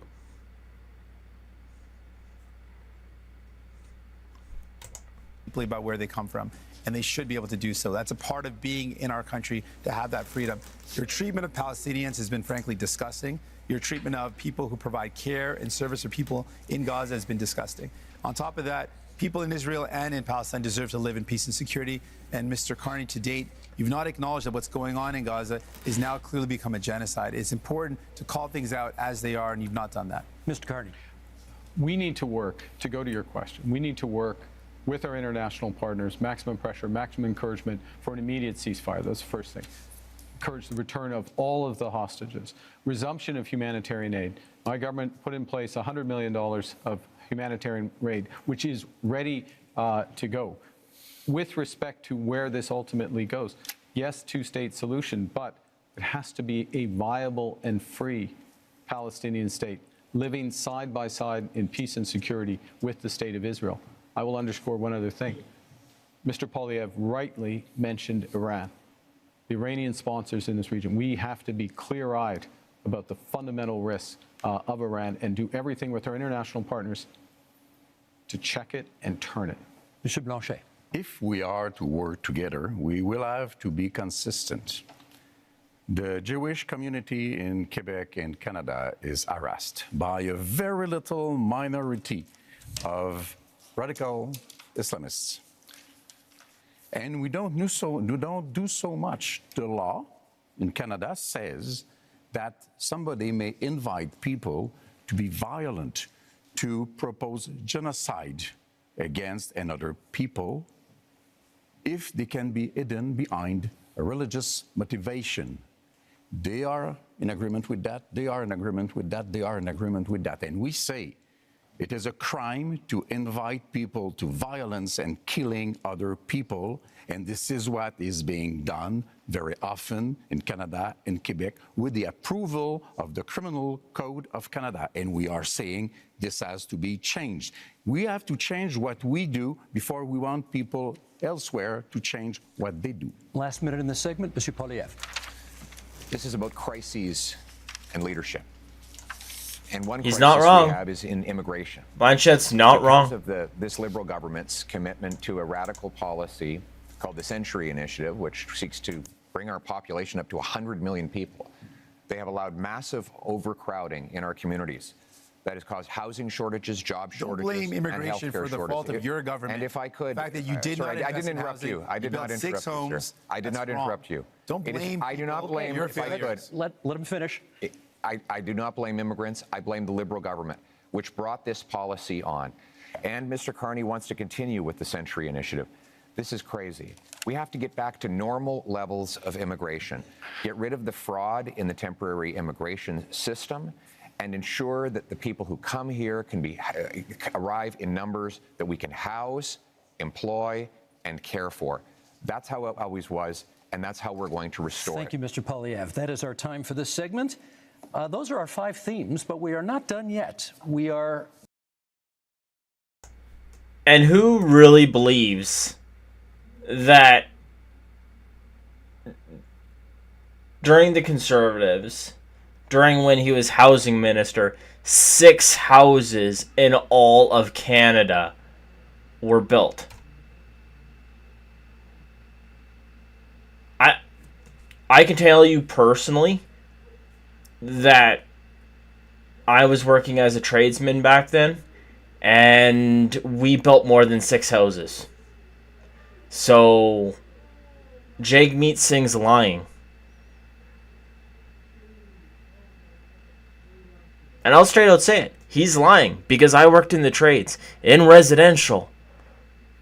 And I put up more than 6 houses.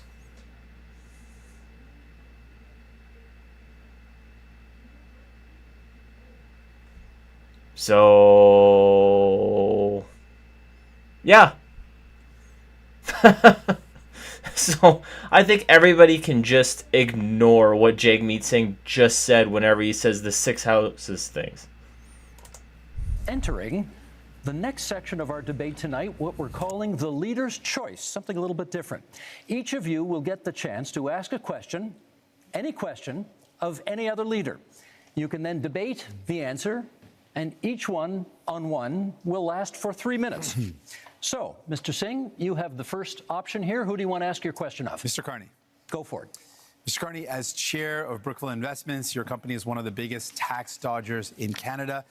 As chair, you approved decisions where Brookfield Investments bought up affordable homes, kicked out the tenants, and jacked up the rates. As Prime Minister, one of the first things you did was a tax cut that helped out mostly millionaires. And you have a plan to cut services for people. Now, I expect that of Mr. Pierre Poilievre and the Conservatives. That's very much a Conservative plan. But my concern is that doesn't sound like what people want for a Liberal leader. So my question to you is, Mr. Carney, whose side are you really on? Thank you very much for that question, Mr. Singh.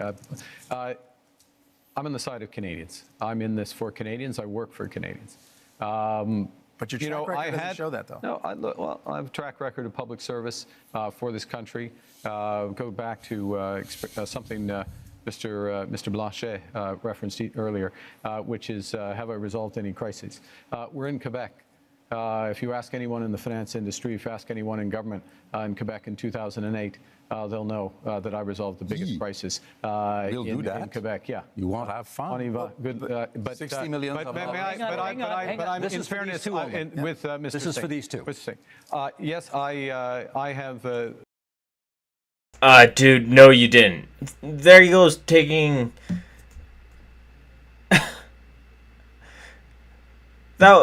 That was Stephen Harper. Now he just, steals all the glory from another person again. Good job, Mark Carney.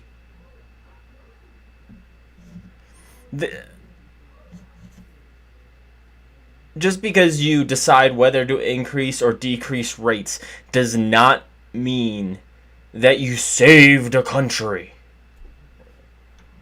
That's doing your job.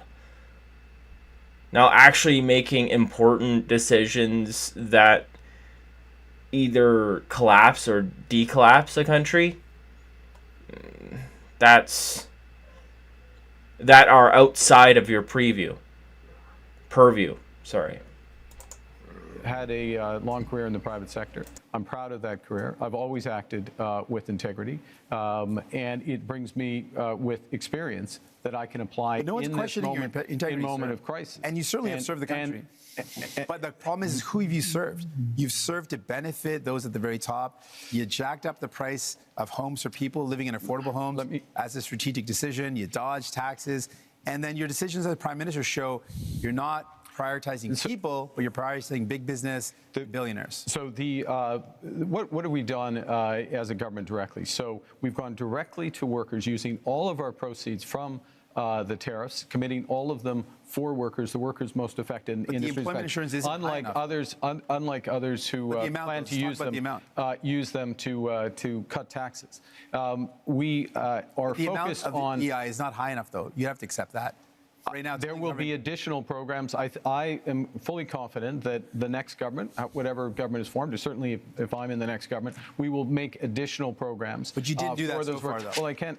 You couldn't. Well, you couldn't, given that we're in an election process. You could have increased the amount, though. May I make a core point here, if I may, which is that when you think about workers here today and people watching at home, particularly younger people, there is an enormous opportunity in the trades, in the skilled trades. We are going to build this country in a way that has not been seen before. We are literally talking about hundreds of thousands, not jobs, but careers in the trade. And that's why we're investing in apprenticeships and mid-career. But I think people are worried, Mr. Carney, if New Democrats aren't there to force Liberals to make sure they remember about people they will forget. Gentlemen, that is time. Thank you for that. Monsieur Blanchet, you have the next question. To whom would you like to? And also people are worried that Mark Carney is there for the rich. So what he's going to do is just give tax deductions for the rich, right? While these trades workers work their butts off, and then the Liberal government just taxes, the tradesmen, but doesn't tax their friends in high places.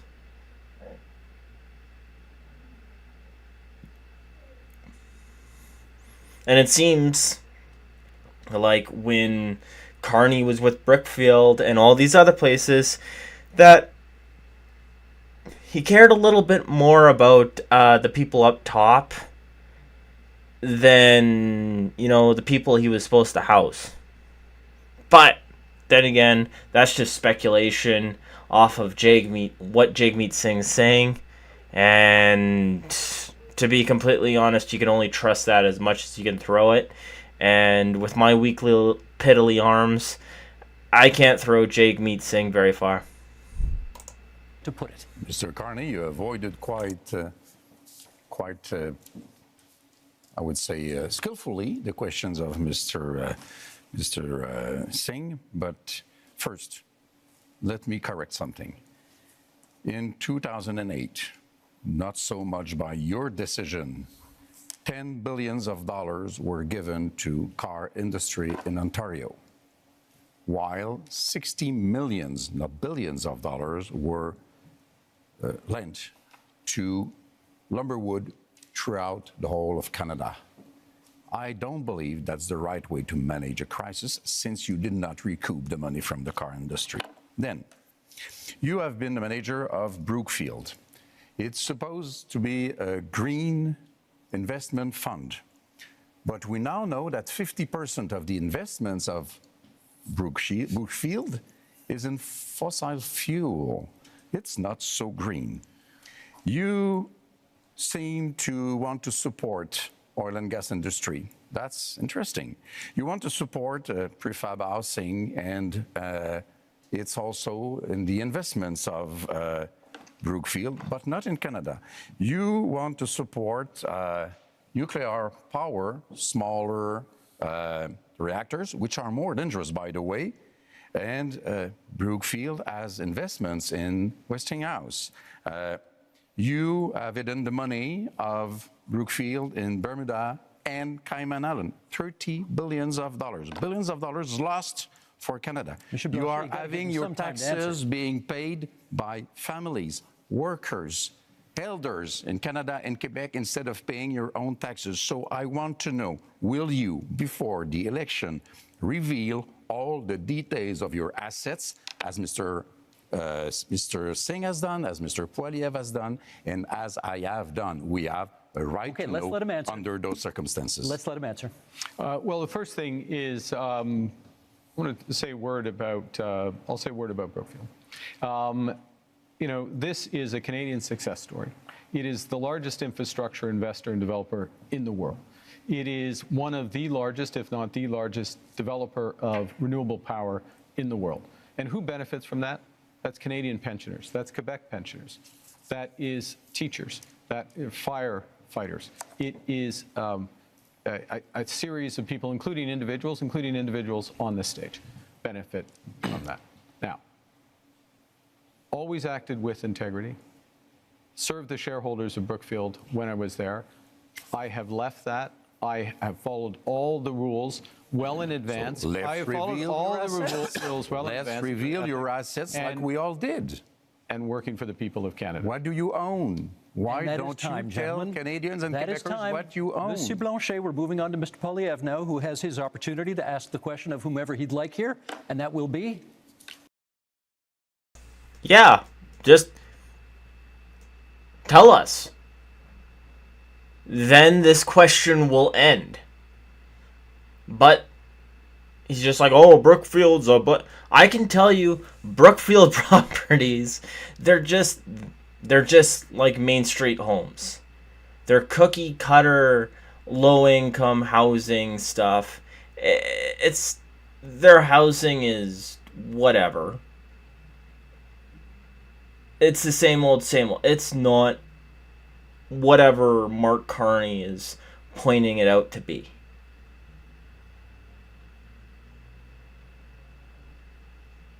And the fact that he justifies them not paying their taxes in the Bermuda by saying that it helps the pensioners, sure. If that's true, then that is screwed up as heck. That a massive company like Brookfield can just say, well, if we don't pay our taxes, then the trickle-down effect means that the people we serve, the everyday Canadians, they get more money. Sure. That's totally how it works.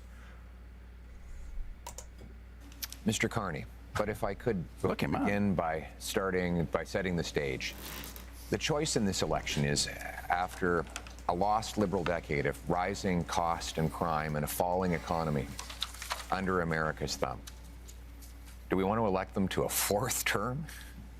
Or do we want to change? Change so that you can afford food and homes. Change so that you can be safe on your street, and you're changed so that your paycheck grows faster than your cost of living. Change with a new Conservative government. Because Mr. Carney has not changed. Mr. Carney, in 2020, it was recorded, you began advising Justin Trudeau. It's on the Liberal Party website today that you are Justin Trudeau's economic advisor. They might want to update your website on that. On June 3rd of 2021, you said that inflation would be a sign of economic progress. And you advised governments, including Justin Trudeau's, your Liberal government, to print money, which led to the worst inflation crisis in a generation. Now, that means that mothers went to bed with empty fridges and empty bank accounts, worried how they'd feed their kids, that seniors worried they'd be evicted from their homes, that young people believed they'd never be able to own a home in the first place. Now, in retrospect, that you look back on the Liberal decisions that you advised Justin Trudeau to take, will you look at the camera in the eye and apologize to the many people who suffered as a result of the inflationary policies that you advised Justin Trudeau to implement? You know, I said earlier, but I'm going to say it again. I know you want to be running against Justin Trudeau. Justin Trudeau isn't here. Are you denying you were his here. economic advisor?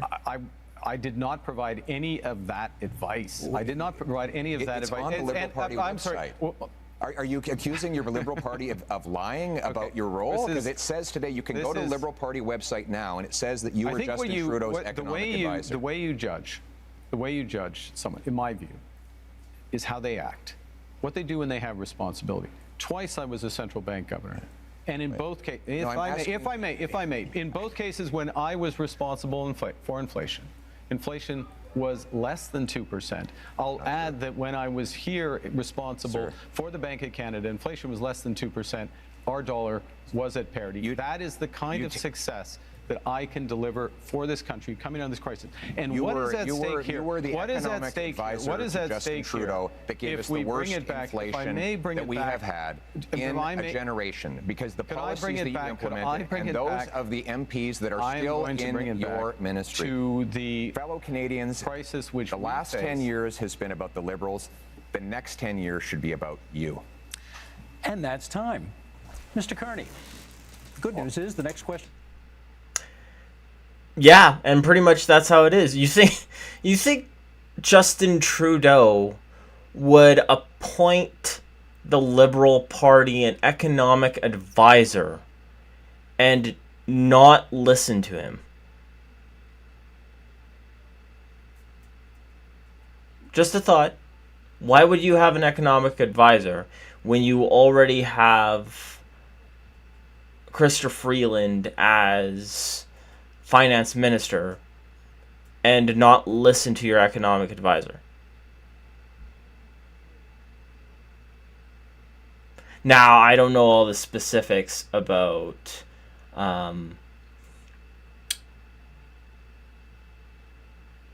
Mark Carney when he was, in the Bank of Canada, but a thing I do know is when things are doing well in Canada, you don't have to increase inflation. When the oil is pumping and industry is booming, banks don't do that. And when money's flowing. So maybe Mark Carney didn't increase the interest rate, but from the history I know of Canada, from back when he was part of the Bank of Canada, he didn't need to increase the rate because we weren't in that dire of straits under the Conservatives. The question is yours. Well, I'm going to ask myself a question. Actually, I'm going to ask a question which has been troubling me. And it's troubling me because, we are in a very dangerous and divided world. Who is it to? I'm going to ask a question of Mr. Poilievre. Why not? We're in a dangerous and divided world. We talked earlier about the challenges in the Middle East, the threats from Iran, threats from Russia, Russia's aggression in Ukraine. We have the threats from China, which I raised. We have the United States, which is fundamentally changing its security relationships, its commercial relationships. We have all this. And in the context of that, everyone on this stage, Mr. Blanchet, Mr. Singh, myself, we have our top secret security clearance.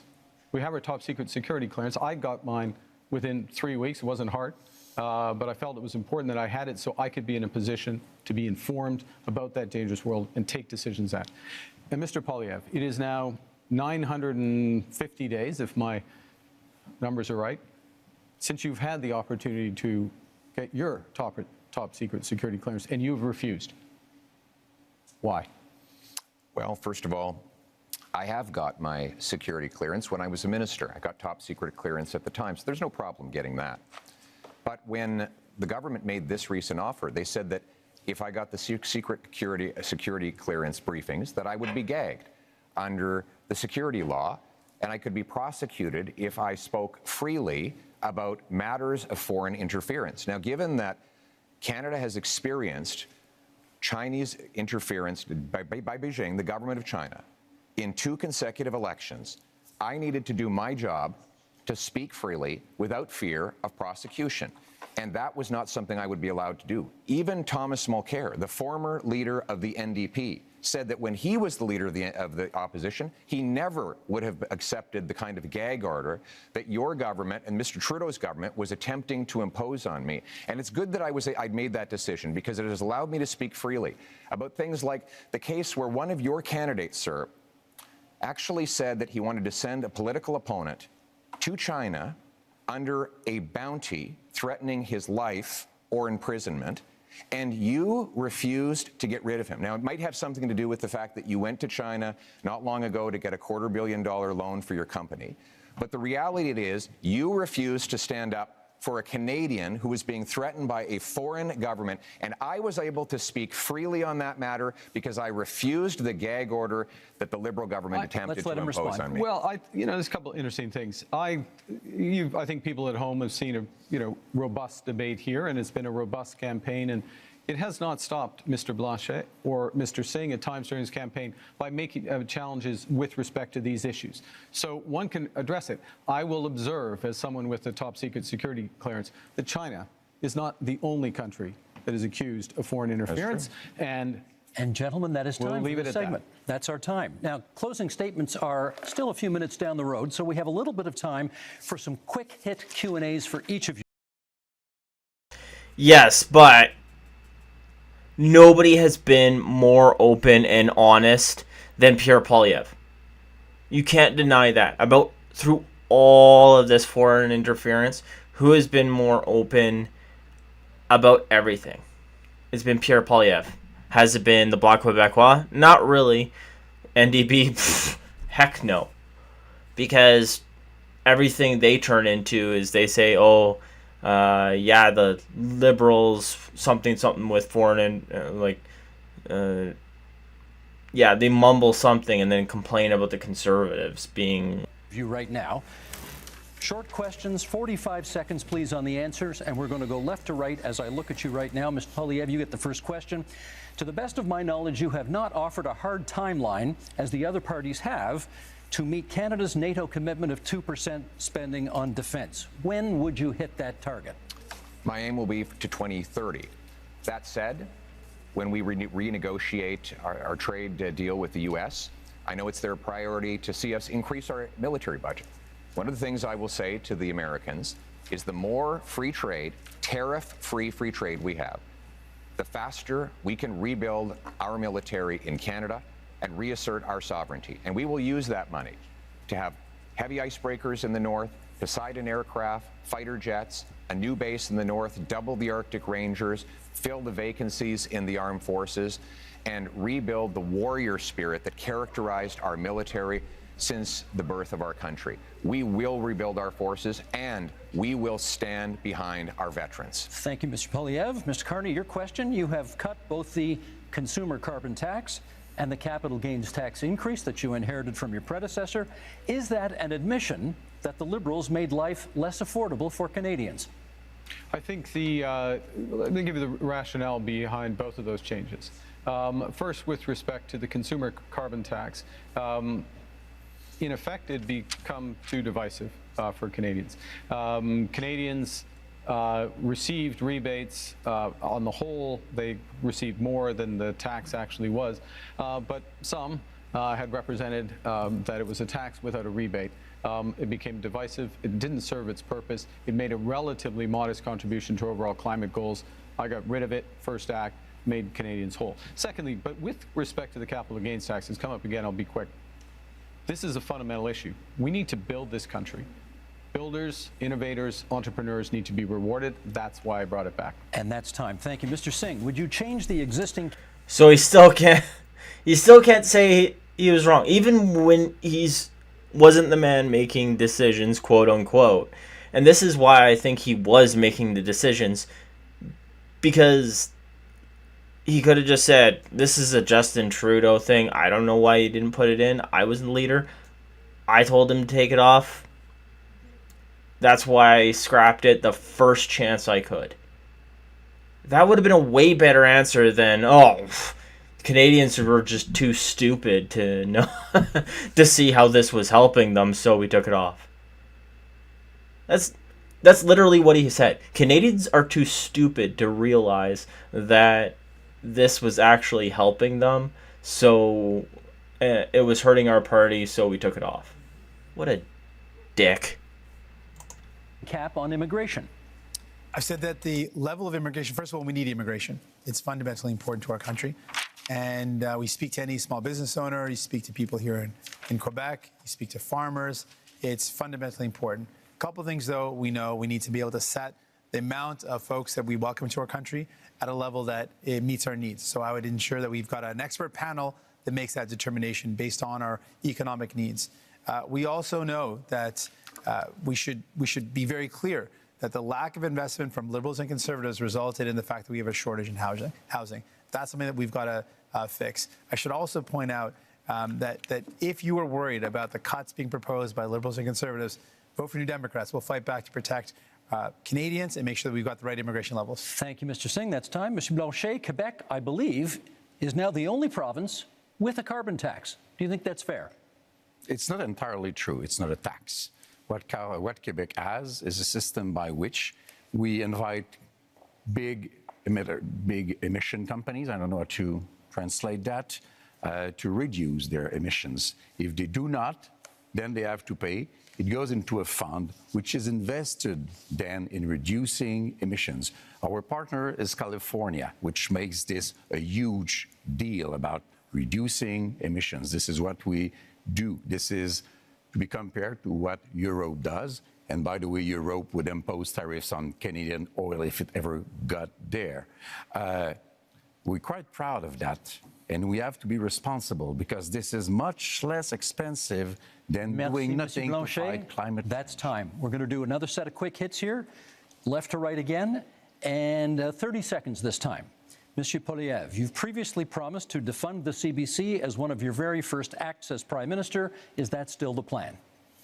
Yes, CBC will continue to operate as a self-funded, Canadian-owned and controlled non-for-profit that raises money like other media organizations through sponsorships, subscriptions, advertising, licensing fees, and countless other things that will ensure Canadians who still want to listen and view its content will be able to do so. And at the same time, we'll allow freedom of the press so that everybody has their voice heard and they can make their own decisions. Thank you, Mr. Carney. The next question to you, 30 seconds. Would you remove some of Canada's legal tax avoidance loopholes that companies that you have worked for have used? Whoop, whoop. I think that what we Get rid need of to the CBC. do is undertake a comprehensive review of our corporate tax system and do that on the basis of the right principles. We've got to have fairness, transparency, sustainability, and competitiveness.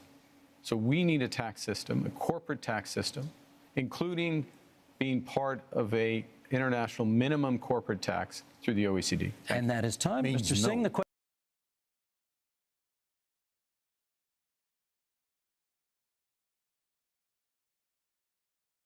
question for you is, if you hold the balance of power after this election is over, what would your price be to support another party? We've laid out our priorities. We want to make sure we bring down the cost of groceries, build homes that people can afford. I can also tell you that we would defend CBC, unlike Mr. Poilievre, who wants to cut it, and we would close tax loopholes and offshore tax havens, even though Mr. Carney didn't respond to that, and selling stocks and shares to make profits and then having less taxes on that is not hard work. And so those aren't the job creators. The people who are job creators are the hardworking men and women that contribute to our economy. Thank you, Mr. Singh. Monsieur Blanchet, kind of the same question. If you hold the balance of power in the next minority parliament, if it is that, what would be the price of your support? Respect for Quebec. That's quite easy. I don't want to go against what Canada wants to do for itself, but I don't want Canada to impose an economic vision or a multiculturalist vision on Quebec, which is different in terms of language and values and secularity and equality between people. So I want to be a partner, and if Quebec is respected, Canada has nothing to fear from the Bloc because we vote for what is good for Quebec. It only has to be good for Quebec. Thank you, Monsieur Blanchet. Now, we have one last question for each of you. We'll go right to left this time as I look at you. Bit of an offbeat question. Monsieur Blanchet, what is your biggest regret during this campaign? That's a very good question. I'm not very fond of regrets, I would say, but we should have started sooner to see that we had to create the environment for a deal in which Quebec and Canada would be, one bigger than the other, but partners to be stronger in front of Mr. Trump and showing that maybe nobody here is the partner to let go alone without being surveyed or controlled or supervised by a Quebec voice. Thank you, Mr. Blanchet. Same question, Mr. Singh. Your biggest regret of this campaign? Not being able to meet as many people as I would love to have. It's a short campaign, and so I can't get to as many communities that I wanted to. I think one of the honors of my job is to be able to meet people and to hear their stories, and then to take their stories and concerns and bring them to Ottawa and to fight for those people. And so I want you to know, even if I haven't made it to your community, I'm going to fight like hell to make sure that you're represented, that we never let any government cut our health care, that we defend the values that we care so deeply about. We make my life more affordable. That's my commitment to you. Even if I didn't get to see you, that's my commitment. Thank you. Pierre Poilievre was able to go across the country all the way to BC and back, and then do that again and visit Edmonton, and then go back to Montreal in the same amount of time. Don't try and kid us, Jagmeet. You couldn't meet people because the NDP is poor. Nobody's donating to the NDP. That's why you couldn't meet with people. I don't mean to be mean. I am laughing. But let's be honest here. Mr. Singh, Mr. Carney, same question. Biggest regret of the campaign? I'm to be honest, it's the same answer. This is an astonishing country. It is an amazing country, and the opportunity and the responsibility that comes with it, of being with Canadians, hearing their stories, their challenges, drawing strength and ideas from them, and working to be part of the solution is the greatest honor of my life. But the regret is that it is also a big country, and it is a short period of time. Mr. Poilievre, last word to you. I actually agree with these two gentlemen. I had a rule that at all my rallies, even when they're really big, I would stand in front of a flag and greet every single person and hear their stories and learn their struggles. And that was always touching to me, that they would put their faith in me or in any of us. Yeah. But we've been in such a rush because we have to get off to the next event, so we haven't been able to stop and do that. And I want you to know out there, I haven't forgot about you. Thank you. Thank you, Mr. Polyev. It is time now for closing statements, and prior to the debate, you drew lots as to which order we would go in, and Mr. Singh, you get the first word on a closing statement. Certainly, thank you. Because you voted for New Democrats, we were able to build this country that we love.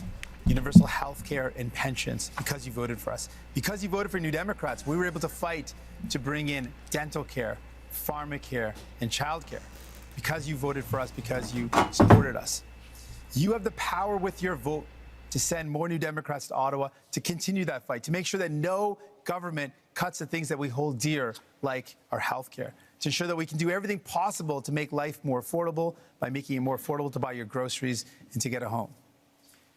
I'm asking for your support in this election so that I can continue to fight to defend the things that make Canada, Canada, the things that we hold dear, the things that make us proud to be Canadian. Thank you, Mr. Singh. Mr. Carty. We are facing the biggest crisis of our lifetimes. Donald Trump is trying to fundamentally change the world economy, the trading system. But really what he's trying to do to Canada, he's trying to break us so the U.S. can own us. They want our land, they want our resources, they want our water, they want our country. And we're all going to stand up against Donald Trump. I'm ready. I've managed crises over the years. I've built strong economies. We will fight back with counter tariffs. We will protect our workers and those businesses, and we will build the strongest economy. We will build Canada strong. I'm asking for your support, the honor of doing so. Thank you. Thank you, Mr. Carney. Monsieur Blanchet. For 260 years and a little bit more, les Français, devenus des Canadiens, devenus des Canadiens français, devenus des Québécois, you have tried to have them become Canadians like all Canadians. But to no avail, we are different. So let's be economic partners. Let's have a voice chosen by and for Quebecers, an ally for Canadians as equals in front of Mr. Trump. Monsieur Poiliev. Only in Canada could someone start where I began and get to this stage. I was born to a single mother and adopted by school teachers who raised me to believe in the incredible Canadian promise that anyone who worked hard could do anything. That promise feels broken today. Many of you worried about paying your bills, feeding your families, or ever even owning a home. You're worried your kids are in danger. But I'm here to say it doesn't have to be this way. With change, we can restore the Canadian promise so that hard work gets you a beautiful house on a safe street under a proud flag. We can do it with hope for a change. Gentlemen, thank you for a very spirited debate tonight. 2 quick points before we go. Number one of you celebrated your 60th birthday yesterday on this stage. Yves-François Blanchet, bon anniversaire. Merci beaucoup. Merci. Secondly, you'll notice we didn't have to change the time of this debate because the Leafs already clinched the Atlantic Division title, and therefore we didn't need to move the debate to accommodate a hockey game. I'm getting back at my colleague who was in this position last night, and okay, go Habs go, that's fine.